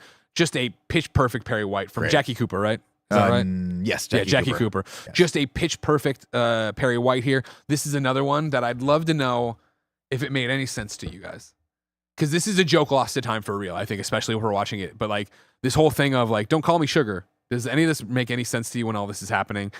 On Adventures of Superman, the bit in the comics too, but it started in Adventures of Superman, right? Is that Jimmy called Perry Chief, and he'd always don't call me Chief. He didn't like the nickname, so they lean into that, knowing that 20 years after Adventures of Superman, everybody watching this would remember that. But watching it here, I was like, I wonder if this works for anybody, because he calls him Chief, and he's like, give me a coffee, 2 sugars, don't call me sugar, and then he like mugs to the camera a second, which is funny if you know, and then later on, another woman calls him, or later on, Jimmy goes to do it again, and he cuts him off. He's like, I wasn't going to say it. And then the third time, I think, is when the woman next to him calls him Chief, and he looks at her and he kind of likes it. And it's like, I loved all that. But I'm like, all of this must be lost on anybody in a modern setting. When he gave her that look for the chief, I was like, what? I don't get what's happening here. Yeah. It's I funny, thought of Don't Call Me Shirley. That's all I thought. Yeah, I get that. But yeah, it's the don't call me sugar. Right, sugar? And he like slinks out of the room. I love that. And then he immediately turns it to the other guy of like, Chief wants a coffee, no sugar, 2 sugars or whatever. I'll take a tea with a lemon. A little moment that I enjoy. Anyways, though, here's the introduction of Clark Kent, Lois Lane, Perry White. And I love the Daily Planet, not Daily Planet, the Daily Planet office. It's just an office. They didn't really spruce it up. It's all glass walls. It just looks like they were like, oh, we got this nice office building from the 80s. And that's what it is. That's all it is. You see other iterations of it. It's like science, high tech. And now even the new one in the new Superman is harkening back to like that deco style. This is just straight up. What a newsroom looked like then, right? Newsroom, New York. Yeah, I know they shot. I want to say I was listening to this podcast today with Donner, and I want to say the exteriors were definitely like the New York News, which is a paper I'm not even familiar with, and maybe he was just using colloquial terms. I don't know, but it's possible that this was just a newsroom. Oh, I'm sure it was. I'm sure it was a set at some point, but the design of it, I'm just saying, is like very nonplussed. It's just very functional design. Actually, so it's interesting enough. Even some of the doors look too small. Like the elevator sequences, I think it just makes him look taller because some of the stuff is like a little too small. I don't know if they designed that on purpose or if it's just me. Or if it's just everyone was smaller in the 80s. Of course, there's the introduction of Clark here and him being the nerdy, I'm pushing up my glasses, doing the whole thing. But the real introduction is Lois Lane, a force of nature, in there, bulldogging the chief, trying to get this on front page, doing this thing. What about that? Totally ignoring Clark because she's focused on her mission. That's what she's there to do. So what's the deal with Clark? Why is he Urkel? Like, being Superman. Yeah, the idea here would be that you do this. And again, like, I can't speak to comics at this time, again, because even as much as I've gone back, I don't remember them that well.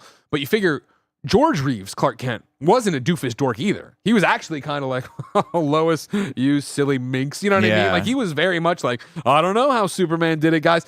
This is the introduction on film, at least, and correct me if I'm wrong, chat, of like, I'm Superman and I'm falling down and I can't do this and I'm spraying the bottle all over myself. And the idea is, I think, the same thing we all wrestle with when we talk about Superman as a mythos now, of like, how could glasses possibly hide the most recognizable face in the world? I have to make it as believable as possible that no one would ever look at me and think that I'm, even 100%. Though he looks like him, like, but there's no way that guy's a fucking idiot. And that's what you get at the very end, right? When for some reason Jimmy's like, it's a shame Mr. Kent wasn't here to see this. And she's like, yeah, they're never, Lois, you've only seen Superman like 3 times, so it's not that weird. But yeah. And then she's like, oh, Lois, that's the dumbest idea you've ever, craziest idea you've ever had. Which again is another line pretty much from The Adventures of Superman that had been ripped there as well. I think it was I'm also sure the comic book as well. A fun challenge for Christopher Reeve, because he was actually, I think someone in the chat clocked it as well. He's a Juilliard trained actor. And so I think he was like, I really want to have fun with this and bring a different dynamic to the Clark Kent role. I want to flesh this out and make this my own. And he's just, I mean, you can tell how much fun he's having the entire time. Even in that scene in Lois's apartment where he kind of, you see his posture change. Yeah, where he takes his we'll get glass- there. yeah. Let's get there. We'll get there. Instead, I'd like to insert one here that I forgot about. I wanted to do earlier, but this is great. He was Juilliard trained. He was a professional actor. His, it's the story goes that when he told his dad he got Superman, his dad was like, "Oh, Super Slash Man, some fucking hoity-toity play or whatever." I don't know, Tolsky. I don't know any of that shit, obviously. But what I think is very interesting is that when he was auditioning for the thing, or maybe it was right after he got it, but he was in some. I'm probably getting this part of it wrong. It's in the Superman documentary. He was on a Broadway or off-Broadway play or whatever with a whole bunch of people who would go on to be famous. And when he either said he was auditioning for it or when he got it, William Hurt was back there. And was like, don't fucking do this, you idiot. Do real acting. Do all this real stuff. That was Hackman as well, right? Hackman was like, I don't want to take this because he thought it was going to ruin his career. Oh, yeah, he I was forgot that. very, very much like, and this is the other thing too, is like, you have to remember Hackman was huge back then, as was Brando, and they get like top billing on all the posters at the time. Nobody knew who Christopher Reeve was. So Hackman was legitimately worried, like, oh my God, I'm going to be in this fucking schlock and it's going to end my career. Yeah. But I think it's so funny that William Hurt was so much like act for acting's sake, and I know him best as Thunderbolt Ross. You know what I mean? Can you check your Slack real quick, Tim, Greg? Yes. Do you know who was his roommate at Juilliard? I do. No. Greg, you want to tell him? Robin Williams. No shit. Whoa. They were lifelong best friends. Christopher Reeve? Yep. Yeah. The story goes that when he had his accident and got paralyzed, the first time he smiled in days or laughed or whatever was when Robin Williams came, because he came through dressed as a doctor and pretended to be a German proctologist. Awesome. Yeah. But they were very, He was very very method, crucial too. to He each checked other. everything. Everything. We gotta get in there. Permission granted. Oh, okay, awesome. Do you want to announce it? Everybody, I have a huge announcement right here.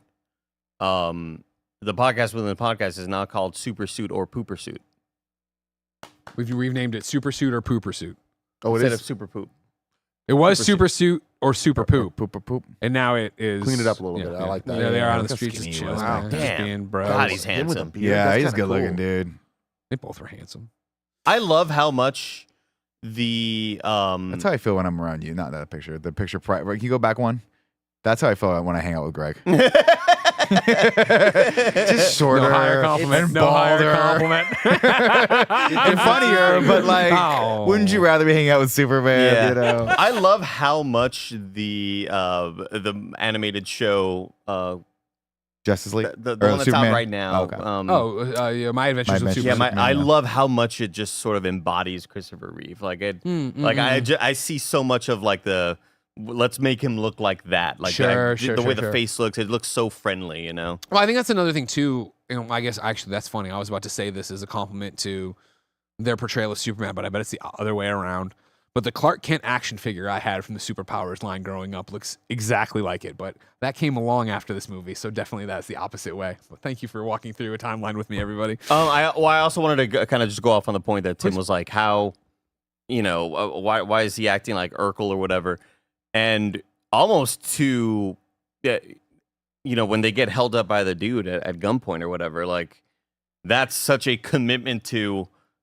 I can't overpower this guy or push him. Yeah. I'm gonna be so in character as Clark Kent that like I could easily just take the gun and break it. Or Well, I think whatever, that's but his then thing I'd too, as give he any shows, hint right? over, He knows yeah. that even if it escalates, he can stop it. Yeah. We'll get to that in a second, everybody. will. And there's a fun little movie faux pas in there I like to point out. I know we're hamming it up here, having a great time. I do want to talk about Margot Kidder and the casting of Lois Lane. The late great Margot Kidder. I have always been conflicted about Margot Kidder. Actually, probably until this watching of it, because I heard, and I don't know if it's a rumor or if it's true, that Karen Allen was up for the role. Karen Allen, of course, being the lead in Raiders of the Lost Ark. And so I always Wow, thought, that would and make the- sense because she's the lead in Scrooge. Yeah, and I always thought to myself, I was like, oh, I really wish this was Karen Allen.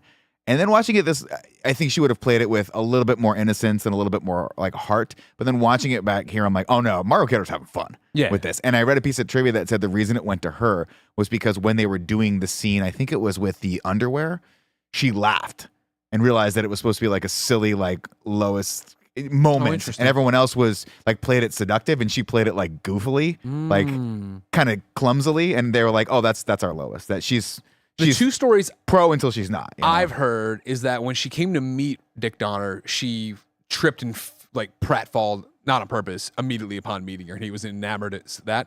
And then the screen test they did is the alt version of well, you know what? It's a scene. No, don't worry about it. Spoilers. We can't go any further with that. We can't go any further with that. I'll tell you next week. Tell me Future next week. spoilers. Anyways, yeah.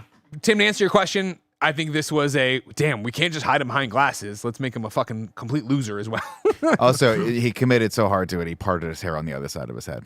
Yeah. From how Superman parts his hair. That's Which bad is enough. another thing that you see Hilarious. throughout Superman mythos people really stick to, right? Yeah. Like the Dean Cain and Lois and Clark has a very like not no product, but like up. Whereas like, when he turns into Superman, he mats it and slicks it and does all this Shellacked. stuff. Yeah. To make it look different. Anyways, Anyways, he looks so good when his hair was wet near the end of the movie. God, this dude's a fucking beefcake, I know, man. right? Yeah. Anyways, though, we can get moving. They're there. They're talking. They're doing the thing. She sprays the water all over him.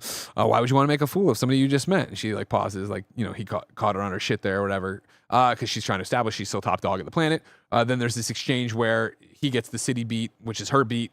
And she's like, she comes right back in, right? Like the force of nature's finally left Perry's office, but then on that news comes right back in.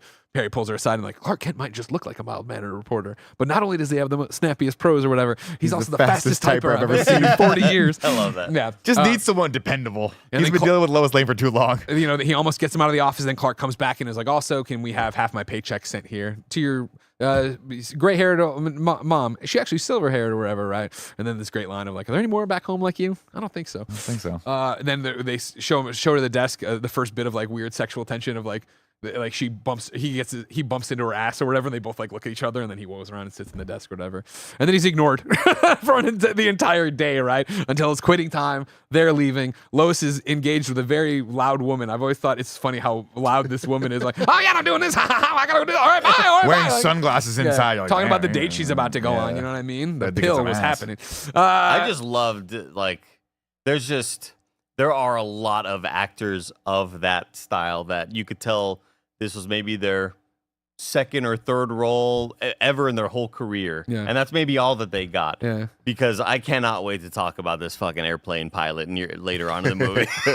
Dude, and that guy's a character actor. He's in other stuff. However, though, they leave. This is where they get stuck in the revolving door. This is one of my fun movie mistakes here. That you can see the camera. You can see them filming it in I the saw reflection. that. Yeah, I was yeah. okay. Oh, that's funny. There's in a the better one reflection. coming up, though. They get out, they walk on the street, and this is where they get mugged, right? The gun. Hilarious. Come here. A gun just popping out. Like the way that this is shot. It's is like a Looney Tunes movie. so bizarre. Yeah. They go in there, as we already said. Clark's standing down, is immediately like, oh, I don't know, Lois, we should listen to him, right? All this stuff. And Lois being I'm not going to fucking do this, blah, blah, blah. When she finally goes to give the purse, she drops it as he reaches down for it. She kicks, he fires the gun. Clark grabs it and So sick. slow motion, falls down, slides down, acts like he's been knocked out. Dude runs away. Here's another fun movie mistake that I would never have caught if it wasn't for the commentary. On the wide shot of the dude running away, Christopher Reeve realizes that he still has his hat on, even though he just lost his hat. So you see his hand grab his hat and put it down, and that's still the shot they use as she comes down to be like, Clark, are you okay? And he's See, like, Marlon Brando would have never cared about that continuity. He would have Chris been Reeve's like, such "No." a pro, dude. I guess I got knocked out. Like, silly. She's offended that he fainted. He tosses the bullet, he smiles again, showing, hey, here I actually am. Yeah. Here I really am. I am Superman. Love I'm it. Kal-El. I'm not Clark. This Quick sucks little- for Greg. Tosses it, puts it down. Gets Greg's back gonna up. take this personally. I'm gonna really ruin this fat guy's life in 60 years. Anyways, he gets back up. Then he does really, Lois, was it worth sacrificing your life for cigarettes? Half past. He's like, well, how did you know the exact kind? Oh, lucky guess. And walks away. What the fuck? Why are you flexing like that, Clark? Yeah. The whole Being deal. weird, The whole deal is to Clark. blend in. What the fuck are you Yeah. doing? You know what I mean? Whatever. And then from there, like this is where. This is where you got to remind there's got to be villains. Yep. And this is the Yeah. introduction of Otis. Boom, boom, boom, Bum, bum, bum, bum, bum, bum, Yeah, bum, see, bum. look at, Oh, the little hat. There I it see. is. Oh, yeah. And this is Otis, marching through the streets of Metropolis. Two undercover cops see him. Hey, look who it is. We should pinch him. Why don't we follow him back to the big fish? And so We're gonna get our. or be fucking- captained by yeah. end of shift or some shit they say. Otis goes down and tries to steal from a blind man, but his dog catches him. Awesome. You know what I mean? So good. I love Ned Beatty, period. End of statement. But I really love Otis here. And I think even though it makes no sense for this trio to be hanging out again, I said it 2 hours ago when we started this podcast, I love them all so much together. But Ned Beatty does all that stuff, more stuff. I just want to point out one of the cops, the other guy that doesn't get catapulted into the subway car, again, a kid's movie, terrifying for me, is Steve Cahan, who is the cousin of Richard Donner, and he will go on to play the captain in all of the Lethal Weapon movies. So he was cast, yeah. They look, if you look at the two of them together, they're very, very similar looking. So I always just thought Richard Donner put himself in these movies, and he did not. He did.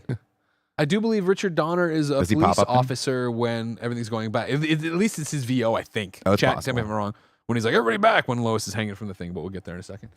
Otis then goes, into the train cars. He's weaving all around in the subway station. The cops are, all right, you go get more backup because I'm wearing, and the one guy goes down. He sees Otis lean up against a little well in the wall or whatever. Otis kicks the thing a few times. Finally, as the train goes, it opens up. He goes in. So Very cool. Comes back out again. Just a ridiculous layer for Lex All Luthor. of this is ridiculous, man. I love it though. Like him having this underground lair with like video wall screens. Yeah, Just yeah, a penguin. yeah, It's, like, yeah. it's insane And stuff. of course, Lex is watching all this unfold because the cop comes up. He gets up there. He tries to figure it out. And as the train comes, he slowly pulls it out and then pushes it out and then finally pushes that last bit to fling the cop in front of the car.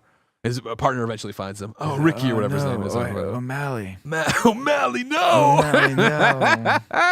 And then this is where we're introduced to Lex and Miss Tessmacher. They get to monologue for a little bit on their own or whatever, of talking about how he's the greatest criminal mastermind ever. He's building up to the crime of the century. He has the coolest fucking lair. And then even where she's, I might be mixing when it comes up, but when she's like, do you know how many people would kill for an address like this on Park Avenue or whatever? She's like 200 feet below it. Just great stuff or whatever. And then I just love that there's this beat again of really great writing of like, why do I surround myself with nincompoops? And then at that exact moment, Otis walks in. I'm back, Mr. Luthor. I was just talking about you. Yeah. Like I really fucking Lots like of great it, right? comedy. So the sheer amount of times he says Luthor. Yeah. Insane. It must be in the Luthor? script 100 times. Mr. Right? Luthor. So is it Luthor or Luthor? I was confused by that tweet, which you may be referencing, where it's the shot from the most recent trailer of Superman, where David Cornsett says, "All right, Luthor," and then the people, all the replies in the quote tweets were like, "Man, he's really studying like Christopher Reeve here, like committing to the Luthor instead of the Luthor." I always thought it was Luthor my whole life, but I don't know shit, obviously. I thought it was Luthor. Well, I mean, there's an O in it, right? So technically it's Luthor, like Thor. That's how it's spelled. Yeah. But to the point, when Christopher Reeve drops him, or Superman drops him, or Superman talks to him, he calls him Luthor. I think it's honestly Mario. I don't know if I've ever heard it one way or the other, and I think I use them interchangeably quite a bit. But I would default to Luthor too. It's the Lex proper Luthor. version. Well, Nicholas Holt's British, right? So you have to call it Luthor. I don't like. Well, hold on. First off, I don't like I don't like Greg saying it's a Mario thing. I agree. I'm not, That's but I mean, like when somebody acceptable. says it, we've all given up on the East Coast. We get it. You know what I mean? You talk to Brian Altano, oof. You give up. Oof. But yeah, Mario. Kevin, the screen's doing it again. Love the interplay here. Again, it's we're bouncing back and forth, and Lex holds up the newspaper talking about the greatest real estate swindle of all time, right? And it's these missiles are going to launch or whatever, and we're all like, okay. I think even Miss Tessmacher's like, why do so many people have to die for the greatest thing? But Miss Tessmacher just rocking it and looking great. You know what I mean? Miss Tessmacher. A kid's movie, sure. Miss Tessmacher. Maybe it's a movie where boys become men. You know what I Let mean? me tell you, Miss Tessmacher getting into the water with Superman, that was an awakening Yeah, for me. yeah, Her when I was a outfit child. is ridiculous. To jump She's way just ahead a a bit baddie. again, I've never had to watch the movie like with this level of detail. I feel like because I want to give you guys my best performance possible. Yes, of course. You're doing great. But I love when way later when Lex is explaining the plan. I wrote it down. I actually took notes this time, which I don't do. But I didn't want to miss stuff. Like when he lays it down that there's obviously Otisburg, which is the bit where Otis is written Otisburg, but way up north is Tessmacher Peaks. And Yes. they have two mountains on them. It's like all right, Dick. I Let me love see that. what you guys. We'll do. probably gloss over, but I love the visual Because of later your when- bazongas. I love the production design later when she's suntanning. And they've got those they've got heat projection. lamps. Oh, the yeah, heat yeah, lamps yeah, with yeah, projection of like the tropics behind, and then it stops and the reel Yeah. runs Yeah, back. yeah, yeah. I just think that's so cool. It's so cool. Yeah. all that gets set up. Congratulations, everybody. But now it's time to get to fucking Superman in this motion picture. We go back to the Daily Planet. It's the hustle and bustle of the newsroom. This is where we get the almost don't call me. Another almost don't call me. Don't say it. And you're like, I wasn't going to say it. Clark, of course, still trailing Lois, who's still ignoring everything and oblivious really to who Clark is, which is funny later on when Joby's like, I think he really likes you. Clark? I'm like, no, Superman. He wants to ask her out for dinner. She can't tonight because Air Force One is coming to Metropolis. She needs to be there to ask who some questions. Another great bit here again and this is just, I marvel at actors who are good, you know what I mean? But like where she's like, because and then she stops and says something to like, thank you so much for that. Who is coming? And I was like, oh, that's so natural. It sounds so natural. I love good that. blocking. Clark gets his coat caught in the bathroom door trying to talk to her or whatever. And she has to be like, Clark, ladies, okay. And then he says hi to people. They don't say hi to him. Tries to get on the elevator. It closes. Goes to get on the elevator. Is this going down? Up. Yeah. Everybody's all fucking mad. So funny. Lois Have a changes. good night. Yeah. Lois changes into her yellow outfit and her little yellow hat, which will be important. She goes up to the roof to catch a Daily Planet. This is a helicopter one coming in to pick up Lois Lane. We're going I out think there. that was Chris Reeve doing that VO. No, really? Yeah, I think I read that somewhere. They were like they had him lay that down for some reason. I don't know why I said smart, but neat. I guess that's the answer. Well, smart. Anyways, Do you want another Coke, Rick? yeah. Can I have some more water too? Yeah. Thank you, buddy. You're doing great. I'm doing my best for you out here. Okay. I love you. Patreon, everybody. This is like a filibuster. It's great. Helicopter lands. We get the cable flapping on the breeze or Dude, whatever, right? Cable in the We first gotta. act. I Please? know this is gonna be a long one. This is my fucking I think they know, Nick. this is my favorite scene because of the setup, because of how much time they take to really build the tension of this. Little flapping thing. Back to them. Let's flap a little bit more. Back to them. Clark's downstairs. He finally makes it downstairs. You Not know? yet. No. Oh no, he's not down yet. Dude, That's right. don't even. We will reference how long it takes him to get downstairs. How this hat falls through a pocket dimension. The hat falls and it falls for 5 fucking minutes I before it caught some lands air. perfectly. Maybe it landed on something. Anyways, yeah. So everything you're saying is happening, right? They go to take off. The cable snaps, wraps around the helicopter. Kidder, great performance. Just screaming. What the hell's going on, right? It's out of control. It goes nuts. It's up and down, slams into the side of the building, hangs off by its rudder, or not rudder, it's skis.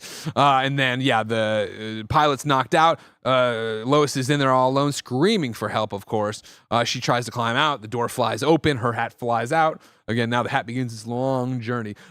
Again, a very comic booky Metropolis, which I dig in this instance, right? Where it's like, this crazy fucking thing's happening up there. Cops immediately are sanctioning everybody off. There's already a camera crew there. Like, this is, Metropolis knows anything could happen anytime. You gotta be on the Yeah, streets. it's They don't know about dangerous. There's Superman guns yet. You coming know out what I mean? everywhere, yeah. Yeah, okay, a lot of guns out there. That's happening. She eventually tumbles out. She's holding She's holding on by the seatbelt. And then it was panic. And finally, Superman with his fucking super hearing clears the door. Hat falls in front of him, even though it's been falling for 10 minutes. He picks it up. He looks up, realizes what's fucking going. Boom, boom, boom. Bum, bum, bum, bum. It's so good. Looks over. We get the Takes off phone booth. walking. Yeah, they do the great thing where you see the phone. He comes over, looks at the phone booth, and they don't hold on it too long. Again, a joke lost to time to a degree. You know what I mean? I think. Yeah. This is Family Guy stuff, though. I feel like the Superman phone booth, like Yeah. that I shit. hear. I'm just saying a little bit. Is it here where we get the iconic shot where he pulls it? Yeah. So he goes and he keeps going, and then he sees the hotel across the street, and then he runs at the camera, Pulls it. And it's just that shot. This, into the revolving door. Comes out. Say, Jim.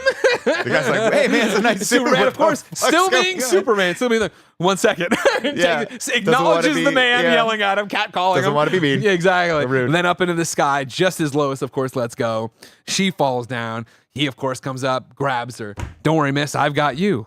You've got me. Who's got you? And So good. He does the fucking Christopher Reeve half smile, like, that was a good one. Yeah. And you're like, oh my fucking God. And like, that's the line everybody talks about, as you should. What a great exchange. The one that's always replayed in my head is, from a bit performance is the newswoman down there with the microphone, and she's good. I can't believe it. I just cannot believe it. He got her. It's like such an honest read of a line of just like, what do you say in the face of this? A man just flew and caught this woman, right? Let alone then you think you're out of the woods.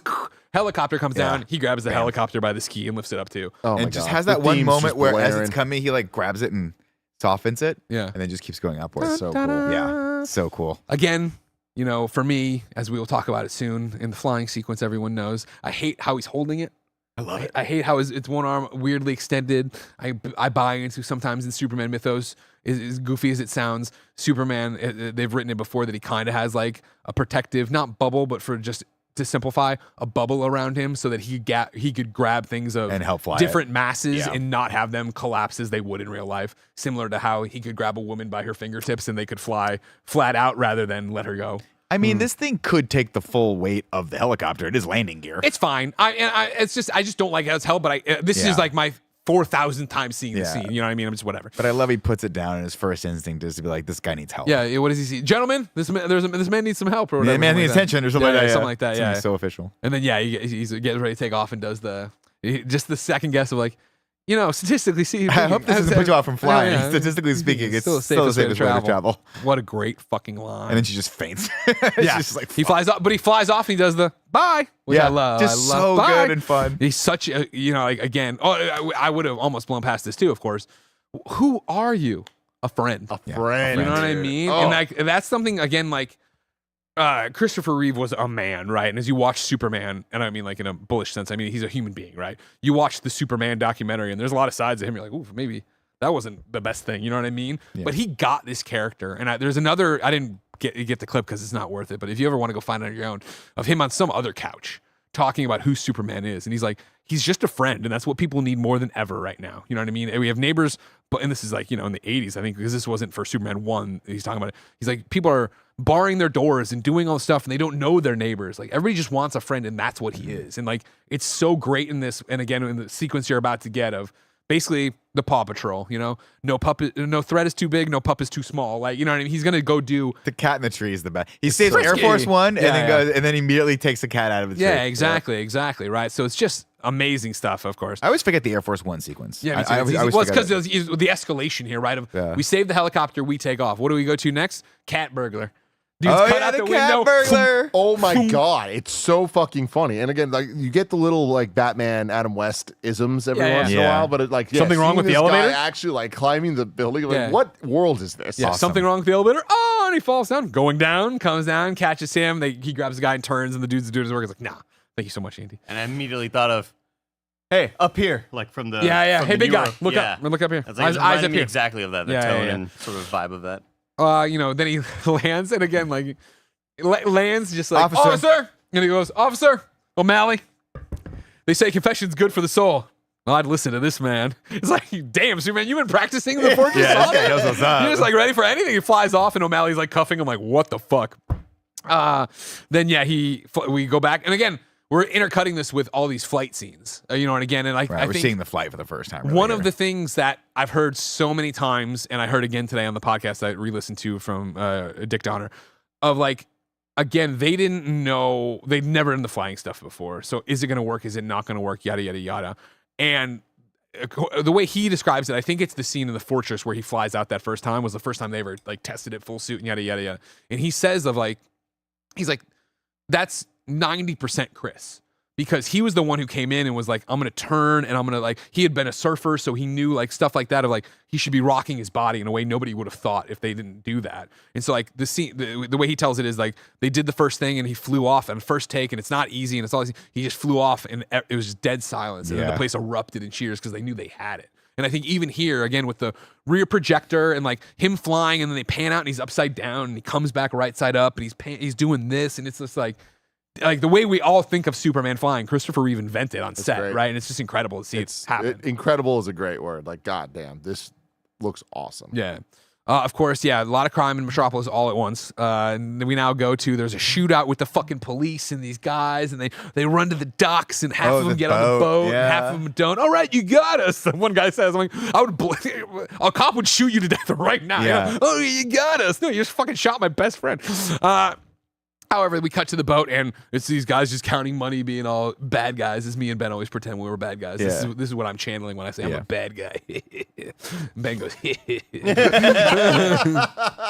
it's a big, when we drive separate cars with Mommy, he'll go, Daddy, can we pretend to be bad guys and race her home? I go, yeah, bad guy. And he goes, we race Mommy. Wait, so okay, so through all of this, Superman has never existed. Yeah, this is the first time seeing him in This is Metropolis. first night out. And okay. That's why everyone's freaking.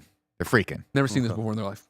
Okay. Yeah, that's why the guy doesn't know. Don't hit Superman with a crowbar. Or it'll Bad really- vibrations. bad- Boom. Back to your like. Yeah. But then you sometimes. want to talk about like the things that you can do practically in this movie to like reinforce a Superman. They don't show him. They don't show this. The guy just walks out and there's a fucking boat. Oh in the no, middle of the street. don't get there. Well, Bad vibrations, and then it's the. He flew like a big blue bird. Oh, a big Oh, blue a big bird. blue bird. O'Malley, go back to the bar. I'll meet you I'll there meet in you a there in a few. And he second. walks out, and the ship is just in the street, water pouring. Superman, you asshole! Yeah. The water How are pouring you out. gonna get this out of there? He goes, O'Malley, first round's on me. Let me get my hat. Dude. I'm not putting up with this shit. Which is a great visual. Like a red. Yeah, they oh, really, yeah, they really yeah, put yeah. that boat on that street. Well, I just like, I guess I'm, in that thought space right now where I go, so he needed to pretend to be dorkier for something he didn't know he had to prove he wasn't yet. Well, I think. Well, that- this is a long con for him. So, like, He knew at one point, I'm going to have to bust out this suit. we're making headcanon fiction fill-in and what had been done in comics before, right? Canonically in a comic, Superman or Clark, whatever you want to say, takes on the identity of Clark to be a reporter, to be close to action. So he can hear something's going on and no one will be suspicious of why he's there. Gotcha. Why Okay. he can be there firsthand and not have someone to report to like a cop would, right? A cop would, you'd have a beat, a thing, a partner, whereas like theoretically a reporter is going to be listening to the radio, run off to the story, and then as long as he gets the story, nobody's going to be like, wait, what the fuck? That's Gotcha. they're letting you do the heavy lifting in your head about that. Similar thing to who knows? It's a movie, I know, but it's like I've been up here for 30 years. I'm flying back and picking up the role of Clark Kent. Did I talk to my mom? Where'd I get, I mean, what am I, do I have an apartment? Like, what's going on? There's a million things like, No, wait, you just show up? What's going on? Miller, that's what I was gonna say. Is he pretending to be dorky, or is he an 18-year-old who's just been It's big. gone for 12 years, hanging out with his dad's AI? They do lean into that a little bit with like him being kind of like Swell. out of time, like him saying swell. And But even the Molly swell and thing, all I that always stuff. thought it's a great line. it's a It's a really great line. it's a really interesting interpretation that I hadn't thought of. I always thought, yeah, he was hamming it up because when he's No, but like he's well, also- I mean, think about this though. When he is Superman with Lois, he's the suavest motherfucker But alive. that like in my mind, it's always been reversed. Superman is the mask that he puts on to be like, all right, now I'm an invincible. Like it is what he is, but like this is what a superhero is supposed to be in his mind. I You just know? love. I Same love thing- that. I know. I love this swell line. She's like, Clark. A lot of people aren't comfortable enough with Yeah, yeah. themselves to use the word swell like that. Kevin, Such I'd a like good to. line. I would like to bring more evidence into this next week with Superman 2. We'll have this conversation again there. Okay? The Donner cut or the real one? No, the real one. The one we're gonna watch next week. Just about Clark's Superman. Who is he? What is he? We'll get there. I appreciate that. O'Malley thing. Yeah. Okay. And then yes. Then it is Air Force Metropolis Airport. This is Air Force One coming in for blah blah blah. And yeah, what is it? Just giant lightning strike on the thing. Oh my God, we've lost the engine. We lost the whole wing. You know what I mean? Coming in like, Mayday, Mayday, Metropolis One. Let them know we have the president on board. Like, oh, this is fucking cool. Great communication though in the pilot's cockpit. Yeah, definitely very, very good. And then, of course, the plane writes itself. Do we get our engine back? And the dude looks out the window, looks back, and he goes, just fly. Don't look, just fly. Sick. It's just it just needed to be just fly. It just needed to be that, but you're going to wonder why. And I'm going to tell you, you got fucking things are crazy, but don't look outside. It just kept on going. I was like, how long is this guy's line need to be? It was so unnecessary. I recognize him. I don't know his name, obviously, but I recognize him from doing other bit parts like that, which is interesting. Which we're going to get to somebody I recognize and I've never recognized before, and I'm very excited to tell you about. But first, Superman saves the cat out of the tree, Frisky, in which we already talked about. Slap, dude. What have I told you about lying? Insane. Fucking insane, right? Calvin Perez super chats and says this was the first superhero I ever saw. He is Superman. Also, the costume was custom fabric. It was pre-spandex being invented. Oh, yeah. Whoa. That's crazy. From there, we're into the breaking news reports. People standing around the televisions in the street. You know what I mean? They're in the electronics store watching as multiple people do this. And this, I can't believe I've never clocked before, everybody. The first newscaster you see doing this is the man who was the hotel manager in Ghostbusters. Wow. I let myself all down. connected. I let Wow. myself down on that. You know what I mean? Milliverse. How dare you? I'm sorry, everybody. I take that I should personally. I should go back and retcon the Ghostbusters in review so you understand that. You got to fly around the earth. That's all I changed. From there, we jump to Lex's lair where he's swimming. They have the like island beat going on. Miss Tessmacher's under the heat lamps.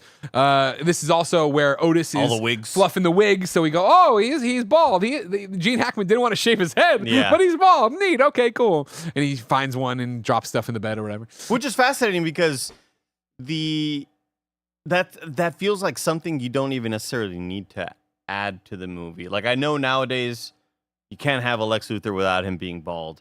But it being so back then, Nick mentioning, we didn't know anything about Superman. We didn't know about Zod or any of this shit.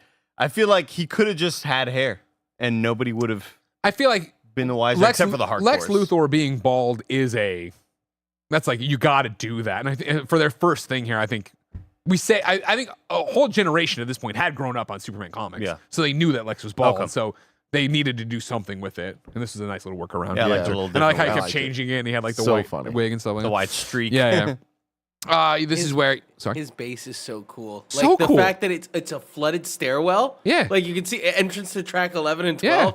There's So no, cool. There's no way that's Yeah, no, that's chlorinated. not safe. Yeah, no. Well, I mean, he's Lex. He might be. I mean, he's got fucking pneumatic walls he's pushing on. Who Yeah. knows how he deconstructed all That's this? true, yeah. He already seems like he has so much money. You know what I mean? There's got to be an easier way to make more money than not killing everybody. Anyways, though, Miss Tessmacher, they're all reacting to Superman. Miss Tessmacher's like, do you think he's the genuine article? He's definitely not from this world. Why not? Because if he was, if somebody from I would have thought of it or whatever. If there's somebody on this world was going to do it, it would have been me.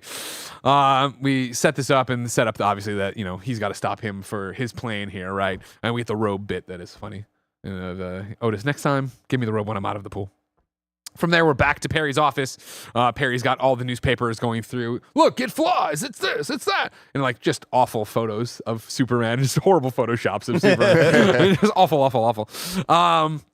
But Perry lays it out for all the reporters there that he wants them to be like peanut butter and jelly, right? That he wants Superman to be What's his favorite ball team? to be lined up with the Daily Planet. And Clark interjects like, I don't think he would take a deal. What makes you think? Oh, just an instinct or whatever. And then it is the rattling off the questions, right? Of like, what does he do? Where is it? Does he have a girlfriend? And then the way like, oh, Lois Lane at that point had already found the note, that says your place tonight, 8:00, a friend or whatever. She's like, a friend, and then the girlfriend, and she mugs about that, which is fun. And then Kent, what's his favorite ball team? And he starts to answer, and they cut him off or whatever. Just funny stuff out there. And then the great line here that I always loved of like, the first one of you to get this left the most powerful interview since God talked to Moses. And this is where the woman calls him chief too, and he likes that a lot. From there, we're over to Lois's apartment.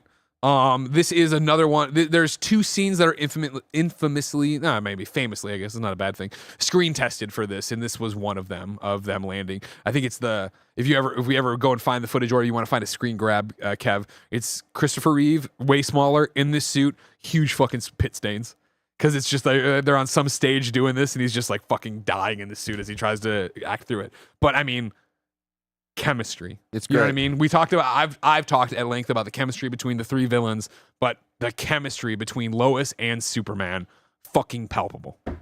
She's so horny, dude. It's fucking I mean, he crazy. is too. You know what I mean? Like he's I mean, doing he likes pink. Yeah, I like Pink very much, Lois. Wow. It's like what's the question she asked him about? Like what you got? What are you packing down there? Like How big are you? I mean, how No, tall but- are you? No, but not even the big line. It's Oh, like is that all the other bodily functions? Yeah, Like, yeah. do you eat? yeah. Yeah. Wow. I eat only when I'm hungry, Lois. Yeah, there he is. Smaller, sweatier. Still killing it though. Yeah, and so this is, again, you really put it on Lois that she wants to fuck. Clearly Superman does too. So much so that he will just reveal everything about himself. Yeah. Somehow he will reveal things that will be published that we won't even see. We were there the entire interview. There will still be things printed that we didn't know he never said. The lead thing was maybe we don't let that slip. Maybe you don't do that. Yeah. Yeah. But again, like, I agree, and I think, but it's also, I like it for how innocent he is. Also, the hubris of him that he thinks he's invulnerable to everything. So what's he got to hide? Sure. These stupid humans who didn't spend 12 years with my dad traveling the universe Yeah. somehow. You know what I mean? Like that, yeah. Anyways, though, back and forth, like we said, yeah, there on top of trying to see your underwear, which is hot, there's you shouldn't smoke. Lung cancer. Not yet, thankfully. Like, cool. But also Lois just laughing off lung cancer. It's 78, everybody. Don't worry about it. Back and forth, like I said, is great here. Again, chemistry. I like the little things, like when he goes to sit in his outfit, he flips his cape to the side. Like, you know what I mean? Just little stuff I wouldn't think about doing. That's why he's Christopher Reeves. I never clocked it until this one. I was like, why is she dressed like that? And then it turns out it's Going because out for a she date? had the date with Clark lined up. But I was like, that's just an odd thing to wear, just in general. But it was 78, I guess. Did she have the date with Clark lined up? I don't remember her ever talking to him I think about it. she's dressed like that for Superman. Well, you period. know, for sure. Yeah. But like, I guess, I don't know. I think from a production design standpoint, they needed to put her in something flowy. Yeah, for So sure. when for she sure. flew later, that you would see the wind on her. But I was just like, man, you're a little overdressed for this this interview. rendezvous. Oh, she's Yeah. trying to get him, man. Pink. And of course, after all of this, he says, "Why don't I've never timed myself. How fast do you fly? I've never timed myself. Do you want to time me?" And they go up and they fly, and the love theme Great. plays, So and you're like, good. "This is cool." And then she starts poeming. She's making a poem. Mm-hmm. Andy, how'd that poem work for you? I thought a better decision would have been for us to hear this poem eventually turn into the article that she wrote. And like you and us hearing us, and as the viewer going, oh, she's just kind of monologuing, but then it slowly transitions to like, oh, these are the words on the print or whatever. Sure. Yeah. But man, it just kept on going. I was really, really surprised. Well, by it. supposedly she was supposed to sing a song here. And Donner was like, I hate that I song. can show you. So they the just had her world. read a poem or whatever the lyrics were for the song or something like that. Andy, Do you trust anything me? would have been better than this. Anything. Also, why can't they talk to each other when they're up there? Why do they got to pantomime? He's like, They're in the Lois, stratosphere. put your There's no fucking arm oxygen. out. Yeah. Also, it would be. You know what I mean? Yeah, There's yeah. there air going by your ears. but there's moments where they're not flying and they're above They're clouds. just floating. So it would be She quiet, also should right? be dangling by his hand. You know what I mean? Like, again, back to the sometimes they have this weird bubble thing they talk about, but whatever. It is what it is. It's a nice moment that could have been way shorter. It didn't need the poem, I think. Weird bubble thing. Were you in the bathroom? for Remember? this? Oh, you might have been in the bathroom for this. Yeah. I was talking when I was complaining about how he catches the helicopter. Sometimes in a Superman mythos, there's been this thing of basically a telekinesis field. So it's not so much that he's lifting things; he can expand his around it. So like when you see him catch a car, and you're like, that car should be fucking crushed. Crushed. He's expanding. the Got field. you. Okay. I don't like it. I don't like it. I don't like when they do that. Anyways, they come back. You're like a bird in the sky. You can fly. Well, even I, eating pie. I could love you if you want me to love you. Can you read my mind? They come back and land. Superman takes off. She's in What a Superman. plus Superman. She figures it out. There it is. Awesome. She names him. That's great. At the, and then, again, this is so well done and practical, right? Of One shot. they land, and then it's the video footage on the wall of Superman flying away. She walks in. Christopher Reeve as Clark Kent comes into the door or whatever, right? Very cool. She has the 9,000 locks on the door, which I like a lot. Damn, yeah. that's really impressive. Yeah. Holy shit. I didn't realize that. never caught that till this one. I was like, that was a fucking practical. They did that in one shot. That was cool. Yeah.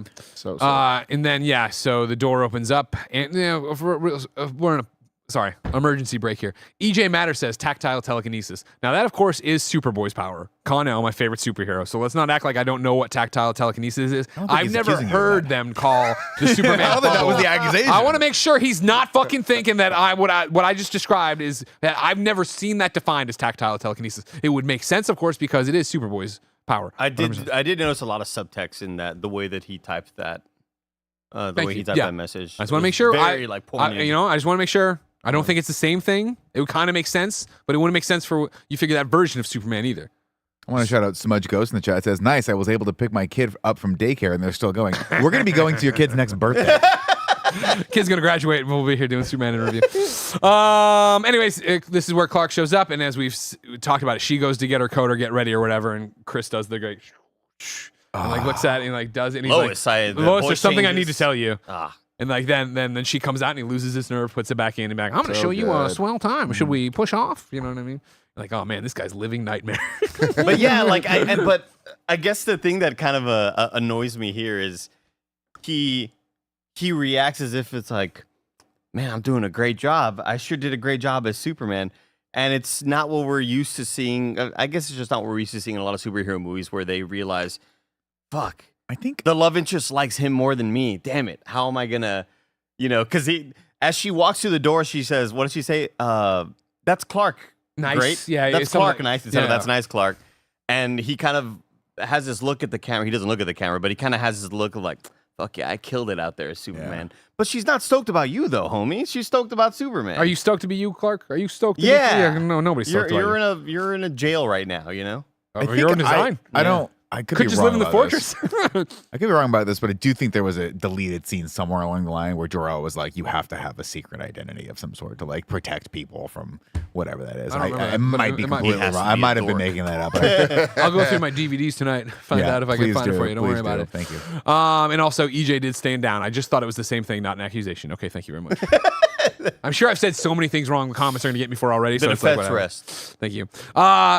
Of course, that happens, and then it's the splash page. I spent the night with Superman. So cool. What a fucking headline. Great You know what I mean? headline. A headline's so Great good, fucking it will headline. resonate throughout Superman mythos. Like, this is on the wall of the Smallville barn in the flash forward. It doesn't matter.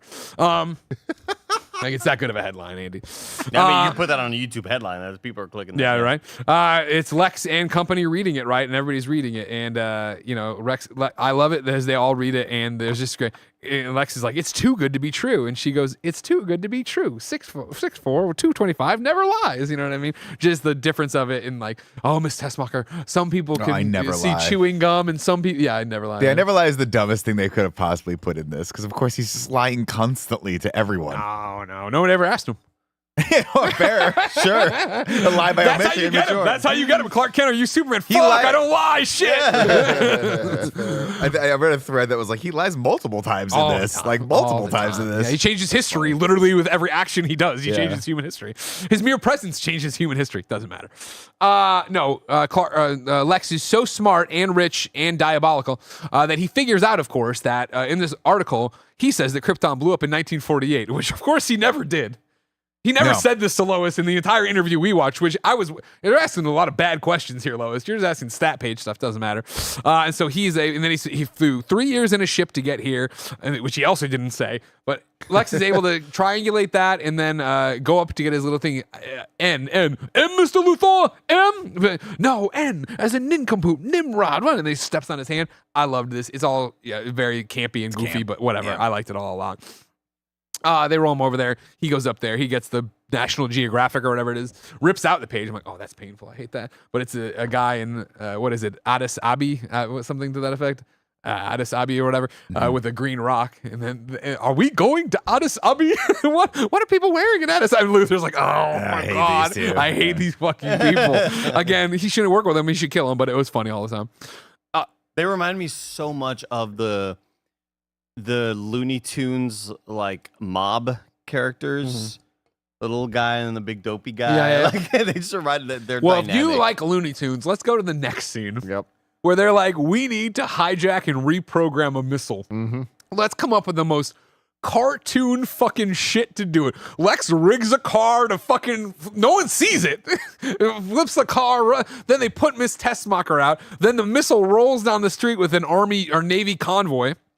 The guy gets out. It's the lead guy from I Dream of Jeannie. Yeah, it's Larry Hagman. He walks over. Again, I think this was another one of those cameo moments like Kojak where they're like, oh, it's fucking Larry Hagman. Like people everybody probably pops pop up. for him.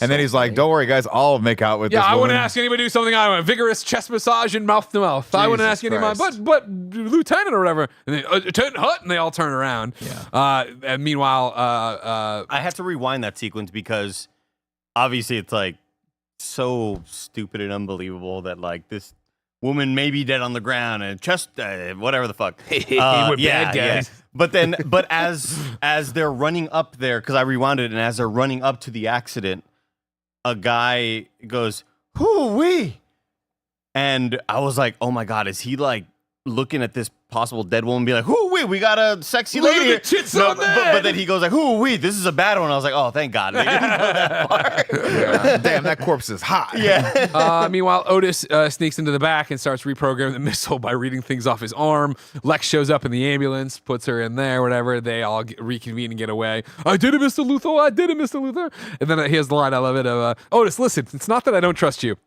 I don't trust you. What did you do? Yeah. And he reads it all back, and it's all wrong. And again, You had so, the number at 7. so slapstick, but I love it.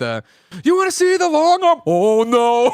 And then he lets go of the wheel to attack him. And Miss Tessmacher like like so cartoon, but I just liked it. I liked Before it. she freaks out because the car, obviously Yeah, the yeah. car's no longer being driven by anybody. Her cheering on in a very Three Stooges way of like, you want to see a long arm? And her being like, yeah. Like, it's just so fucking goofy, man.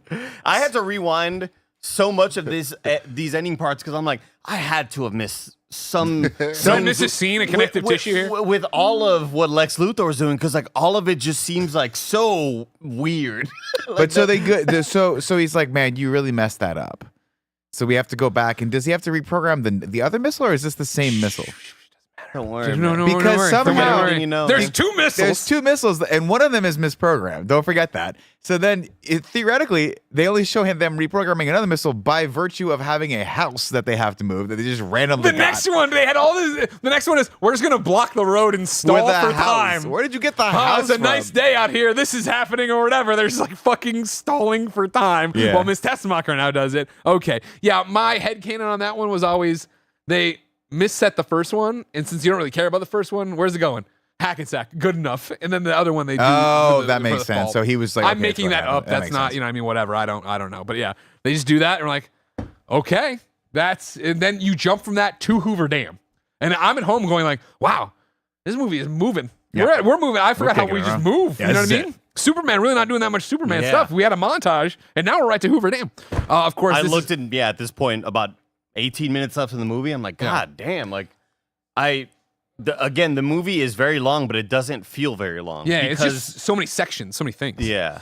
We're at Hoover Dam. This establishes that Jimmy's there, and I think he looks older. I think there was some time between these shots. But still younger than teenage Superman. 100%. And then Lois is interviewing the tribal chief, not Roman Reigns, in the car about the money they've just sold, or the land they've just sold. You know, this, for the amount of money he bought this useless land, I hope it's custard. A great cut on the table. That's a good line. That's a good quote. Some good stuff right there, right? Why Lois Lane is conducting an interview while driving the car erratically is beyond me. Dude, she doesn't care about lung cancer. She don't care. That's true. Man, she smokes a lot in this. Also, you gotta love watching these movies before people figured out teeth whitening and veneers, because Yeah. everyone's teeth in this is disgusting. Yeah. From there, we jump back to Metropolis. It's Clark looking for Lois around the Daily Planet because for some reason, like, somebody's buying a lot of land out of the Hoover Dam. Go now. This just broke. Go now. So why? No planning on this plan. Anyways, it doesn't matter. So eventually he runs into Perry White, who's like, I sent her out there. And he's like, why would somebody buy that? And he's like, the world doesn't make sense, Kent. Great little throwaway here. Look, somebody broke into this museum and took a worthless meteorite and killed 2 guards or whatever. He's like, Right. nice. Okay, cool. I like that for the.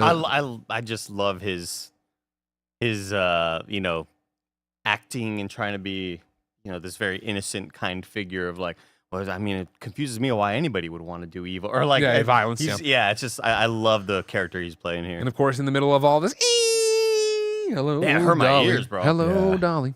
Lex is broadcasting on a frequency only dogs and Superman would be able to hear. And he tells Superman he needs to speak with him, whatever, and just keeps monologuing. So Superman does. How did he know that? Running around, ding, ding. Well, he tells Superman, he's like, Because oh, Lois's God. article that says everything, even the stuff we don't know. Yeah. Even the movie hasn't established, but we just know Superman has super hearing. You know what I mean? Okay. Don't worry about it. He's an alien. Yes. He's an alien.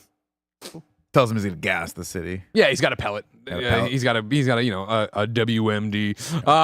Clark runs around the planet looking for, you know, a place to change or whatever, and then finally finds a window, opens the shade, jumps out, and just goes wow wow. Changes into Superman on the way down. Flies around, honing in on the thing. Eventually finds the ground, lands, and then goes, "Excuse me, everybody. Excuse me. Step back, everybody. Nothing to worry about." Puts Spins. a $3 million hole in the middle of the street. Really fucks up the town. Really Yeah, fucks up drilling the right town. down on top of it. Which is cool. Another cool. I remember like the Sun. Fuck. Who's the video game developer? I want to say Suncoast because I was talking about Suncoast Video. Remember Sunsoft? Sunsoft. Their Superman game on Genesis. I remember you got to do that. I loved that a That's lot. cool. But you can only do it in specific spots, which I hated. But you know, whatever. It was games back then. He goes down there, and we cut to obviously on the inside of the lair, Luthor watching screens. Otho. I keep wanting to say Otho. Otis pressed up against the thing. The door Very expands, falls down. I know, right? They are very similar Yeah. characters from Beetlejuice. He's here, Mr. Luthor. Deleted scene that I hate. They cut out. There was a great thing where he spins, comes down, and comes into, you could call it a trap, but I think it's Lex's testing laboratory, where he comes down and then has to walk to the door. And as he goes, machine guns pop up and fire on him. Go bing, bing, ding, ding, ding, ding. He walks, flamethrowers pop up and flame on him. I think there might be an ice section That's too. cool. But it's like Lex being like, how tough is he? And what can he do? And Superman just fucking marches the whole way and then pushes the door down, right? And that's where we pick up this scene. Rather than just grab Lex, he's like, what the fuck? And he's like, I just had to get you here. Let me tell you about my plan to fucking ruin everything or whatever. And he just lays the entire fucking thing out for him, right? He's like, we need this. I need land. I was going to do this kind of thing. He starts talking about the San Andreas Fault or whatever and asks Superman the question and Superman can answer it. And you can see how impressed Lex is to finally be with another intellect that understands anything. But yeah, he lays out the map of California, talks about drop a 500 megaton bomb here. You would set off the thing. California would fall into the ocean. Right. Bye-bye, California. Great acting by Gene Hackman, little things like that here. And then I'm the one who owns all that land that's been getting bought up for no money. It's me, Luthor Industries or whatever. Which again, people would put it together pretty quick. Yeah. You know what I mean? Well, Like, I mean, Lois just started researching just it, in right? general, if something happened and it all fell away, and then the one man owned it, and we didn't know how the rockets got turned, it doesn't matter. Then he laid down the map. Otisburg. I just fucking love it. But Costa del Lex. While all this is happening, we're cutting back to Jimmy and Lois establishing that they're still at the Hoover Dam. Jimmy's still just taking lame pictures of the Hoover Dam. I don't know what this kid's thinking. Lois driving all by herself. She's trying to get gas eventually. And then the missiles have already been fired. It might even be like, how are the missiles doing, Miss Tessmacher? Oh, they're showing over the Grand Canyon. But the cool thing is we see Cliff from Cheers here. As Oh, one of- yeah, as one of- that's right. And Cliff then Clavin. one of the guys was, I don't know, it's going the wrong way. Get Norm. Back there, again, laying out the entire plan to it, right? And just having a great time and telling Superman everything. This is the one, even you with your great speed couldn't stop them both, which I had to stop the movie and go watch how it should have ended. Oh, I love that where he's like, you mean these two missiles? Yeah, These ones? yeah. I can't hear you over their do jets. you know this clip? Do you know this one? Oh, we got to watch that. Let me grab the link. I put it in here. Kevin, I'm going to toss it The to man you. can fly around the world and turn back the time, but he can't catch up with the missile that's across the United too States. fast. We got to watch it. We do need to watch Even this right you now. with your super speed couldn't catch up. I'm sorry, what did you say? Oh, Kevin, let me know when you got And it. we see them both. The other flying. one. There are two of them? Yes, Superman, double jeopardy. Even you, with your great speed, couldn't stop both of them. While I, on the other hand, could stop them with my detonator. Wait, what did you say about me? I said, even with your great speed, you couldn't stop both of them. Yeah, that's the part. While I, with my detonator... Hang on just 1 second. These missiles? Holy crap! Are these the missiles you... Yeah. Good stuff. Their version of Superman is the best. Yeah, really good. There's been a lot of jokes that we hope James Gunn gives us. Superman and Batman sitting in a coffee shop just talking to each other, even if it's just a throwaway, whatever. Yeah, these are the missiles. I can stop him with my remote detonator. Where is it? He looks around. This is where we get some X-ray vision from Superman looking at the desk. Turns around. You think you could hide it by putting it in a lead box? I want to do that. Superman throws him off, opens it up. It's kryptonite. Again, great acting by Christopher Reeve here, right? Just like the fear in his eyes, right? And the weakness in his body as this happens or whatever. This scene in general is great to me. And it's Yeah. great to me because Lex is, oddly enough, an idiot in the entire movie, except for right here. You're like, oh, he is very smart. And he outsmarted Superman. That's how he beat him. That's the Lex Superman dynamic in a nutshell right there. I would just love her. Just closes it. Yeah, I know. I was thinking about that too, right? Everybody backs off and they don't immediately move on it. Just keep that in there and then Well, throw and it in the Superman has sun. the great line of like, "You diseased maniac! I'll mold this into your prison bars." I'm like, "Fuck, Superman, that's hot." Anyways, though, now he's weak as a kitten. They put it on him and then push him in a pool. Like, come on, guys, All right. fucking canoe his head. What are we doing? Yeah, You what know are we I mean? doing? Put a bullet in his head. Yeah. He falls in. Lex turns off the light. Oh no, I'm sorry. He falls in and he's like, yeah, one's going there, one's going to Hackensack, New Jersey, right? Pushes Superman in, starts to walk away. Lex, my mother lives in Hackensack. In just an amazing moment of Gene Hackman looking at his watch and going, no, she for long. doesn't. Yeah. She does not live in Hackensack anymore. And then he walks into the viewing room, calls in Miss Tessmacher. They go in, they watch these missiles ripping across the country in opposite directions. Eventually, Miss Tessmacher slips away, comes and peeks over the thing, and Miss Tessmacher, he's like, he keeps coming up from underwater. Again, Superman, just like, you're underwater, like do a somersault and let it fall off you. Yeah, it doesn't matter. Yeah. then she's like, I know you can never lie, so I'll save you if you promise to save my mother first. And he goes, well, Lois, Jimmy. You know what I mean? Like bargaining a lot. You have to say it. Okay, fine. And she jumps in. She pulls him out. She goes to take it off, and she goes, you know what? No. Kisses him, then takes it off, throws it, does the great. I for some reason, this has always stuck with me since being a kid. The great, like, it going in and then just the motion, the inertia of it, like sucking it all down the hole. I like that a lot. Why did you kiss me? Because I knew you would. I didn't think you'd let me after or whatever. And he was like, "You're an all right chick." Yeah, like holds her face and like, You're whatever. not going to jail after this. He tells her to stand back. He flies up through the roof and takes off. Next thing we know, he's coming up fast on that missile, heading out to Hackensack.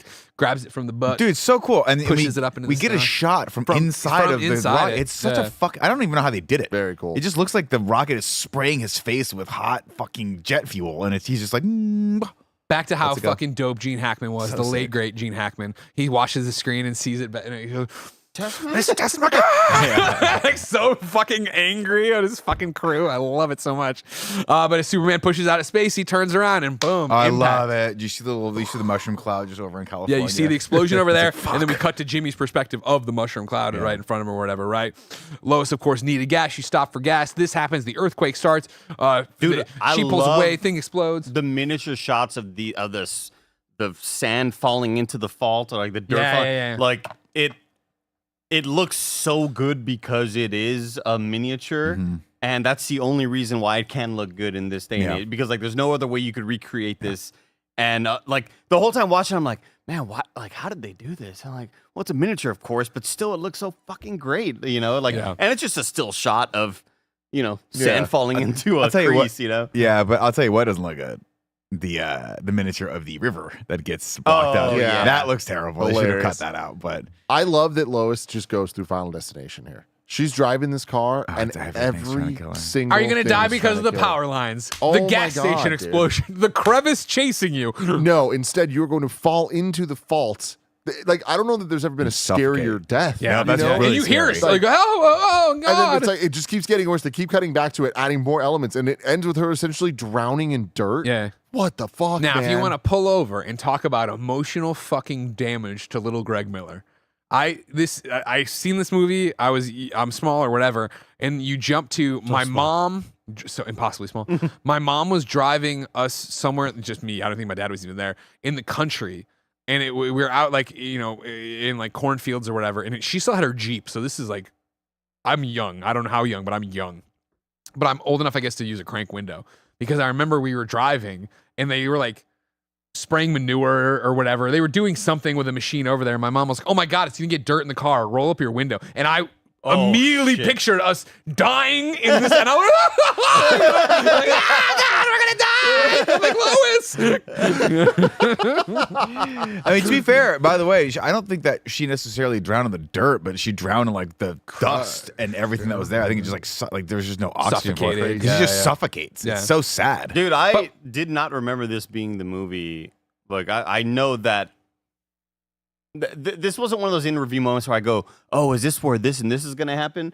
But somewhere in the back of the recess of my mind, I know that in one of the superhero movies, Superman movies, he goes back in time and makes the Earth spin backwards.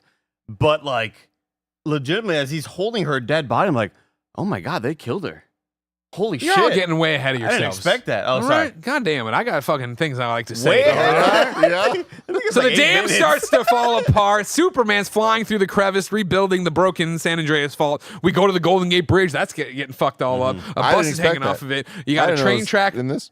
I mean, I forgot about it too. Train track falls through. The dam falls. Jimmy's hanging on, right? And then it's just Superman fixing all this different shit, right? Yeah. Eventually, you know, I love the one where he gets to like, you gotta turn off the power switches. It's impossible. And Superman comes in. Is that man okay? Yeah. And they're holding like one guy like, yeah. Like, all We don't right. fucking know. I don't fucking know, man. This shit, what the fuck just happened? We're a doctor. Jimmy falls. Superman catches him. I think he calls him kid. Puts him down. You're like, you'll be all right here. And Jimmy's like, yeah, Miss Lane will drive by in a second or whatever. He's like, Lois. Yeah. And then, Who then, are you, by the way? The news didn't travel that there's a superhero out there. Then it's going to be that, the dam is burst and it's going to flood this town. Oh, the dam is burst. So Superman goes and literally moves a mountain to stop it, right? Yeah. Just pushes all this dirt and shit down there to stop it. And then meanwhile, yeah, this all has happened with Lois. She's getting crushed. She's getting blah, blah, blah, blah, blah, blah. And then, of course, like, that's taken care of. And then, boom, he locks in on Lois, right? From there, sees the car, comes in, pulls the fucking thing up, slams it down, opens the door. The emotions on Christopher Reeve's face. Rips the door off. Yeah, right? yeah. Bam. Oh my God, there were giants? No. The emotion on Chris Reeve's face here, insane. And this, what he goes through and does all this stuff. Oh, shut your ears for a second. Thank you very much. Pulls her out, right? And then he's like, I'll kiss her to bring her back to life. Yeah. Like that, like Superman would ever have kissing powers. He's not gonna have these stupid kissing powers. Also, we're never ever. You can undo it. You can undo it because I just don't want Tim to know this. Also, we're. No, do you guys want to know it either? Okay, Don't ruin it for him. I don't want to ruin it for him. Also, we're never going to reuse this plot of this whole land thing. Yeah, no, shut up. No, that's too far. You went too far for the people watching. Never do All right, that. come back to us. God, fucking don't get me started. Don't even get me started. Why? The thing that We're nobody gonna have liked some in the good movie. reviews from here on Oh out, my Andy. God. Don't worry about it. All right.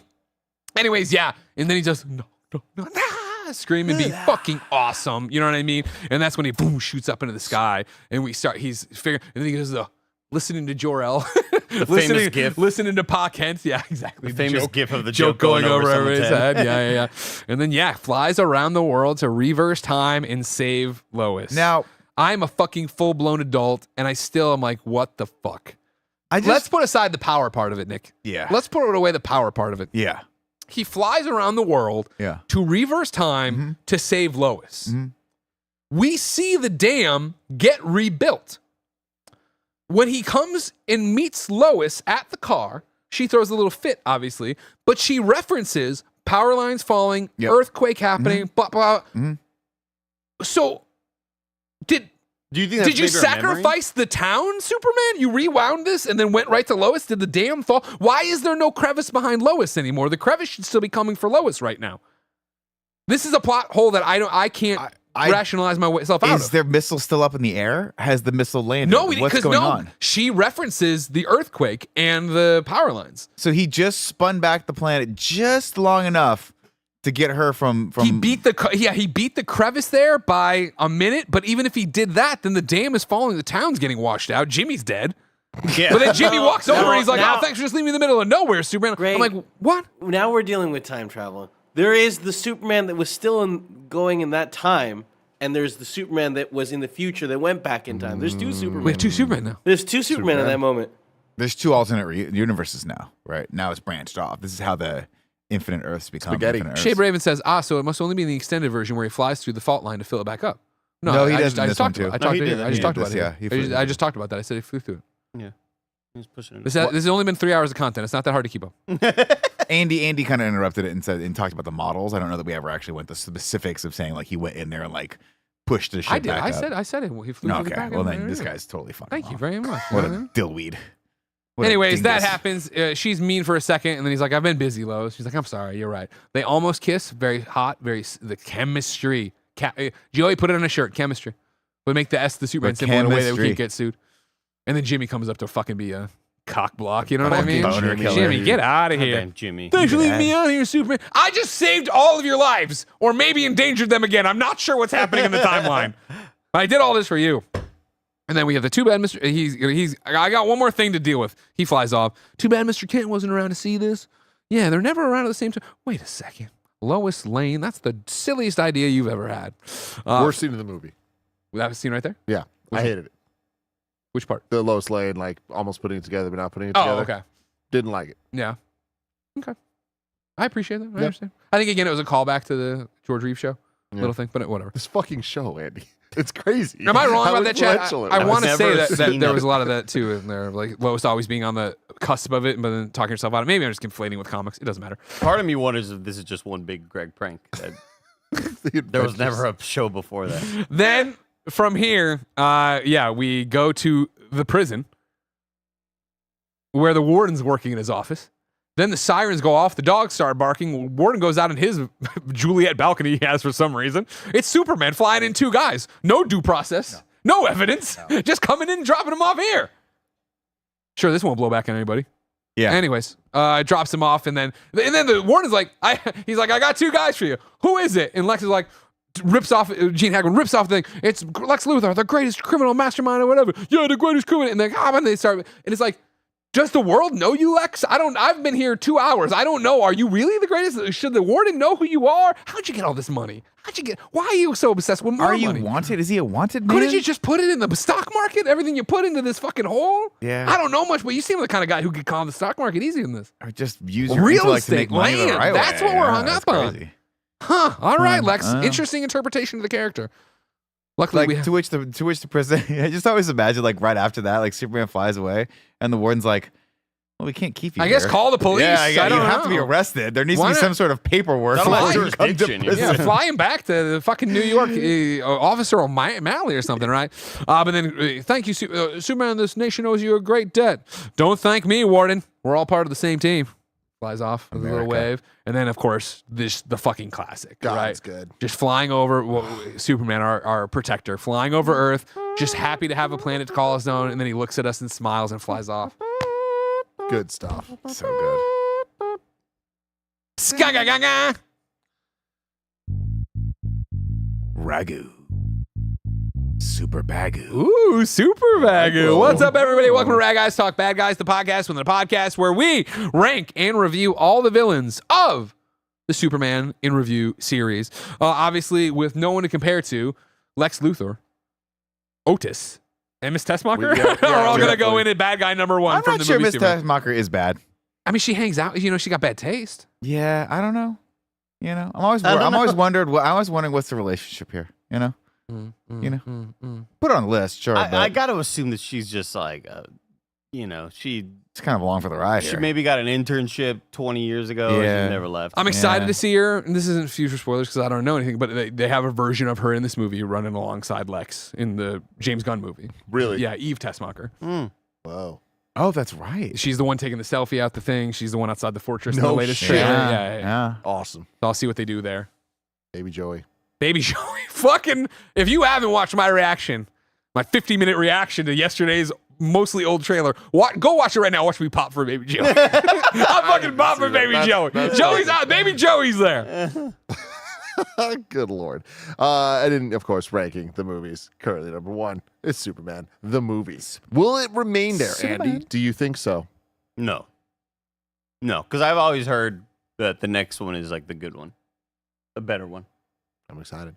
We shall see next Nick, do you week. think it'll remain there? Not at all. As we are starting this journey, I wanted this question at the end here. Do we think Superman, the new one, will dethrone all of these and become number one? I do. Knowing my taste, yes, and because these movies, Our products of their time.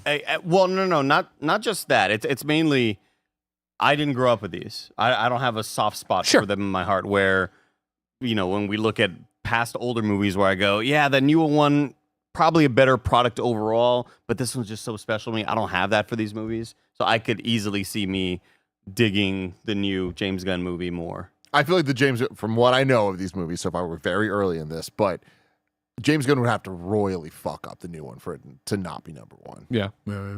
I definitely think it has a shot. Yeah, I mean, I'm less concerned with that and just more basing this off of like the first four. I just think that knowing what I know, I'm very excited to see the ups and downs of what's coming in next. Me too.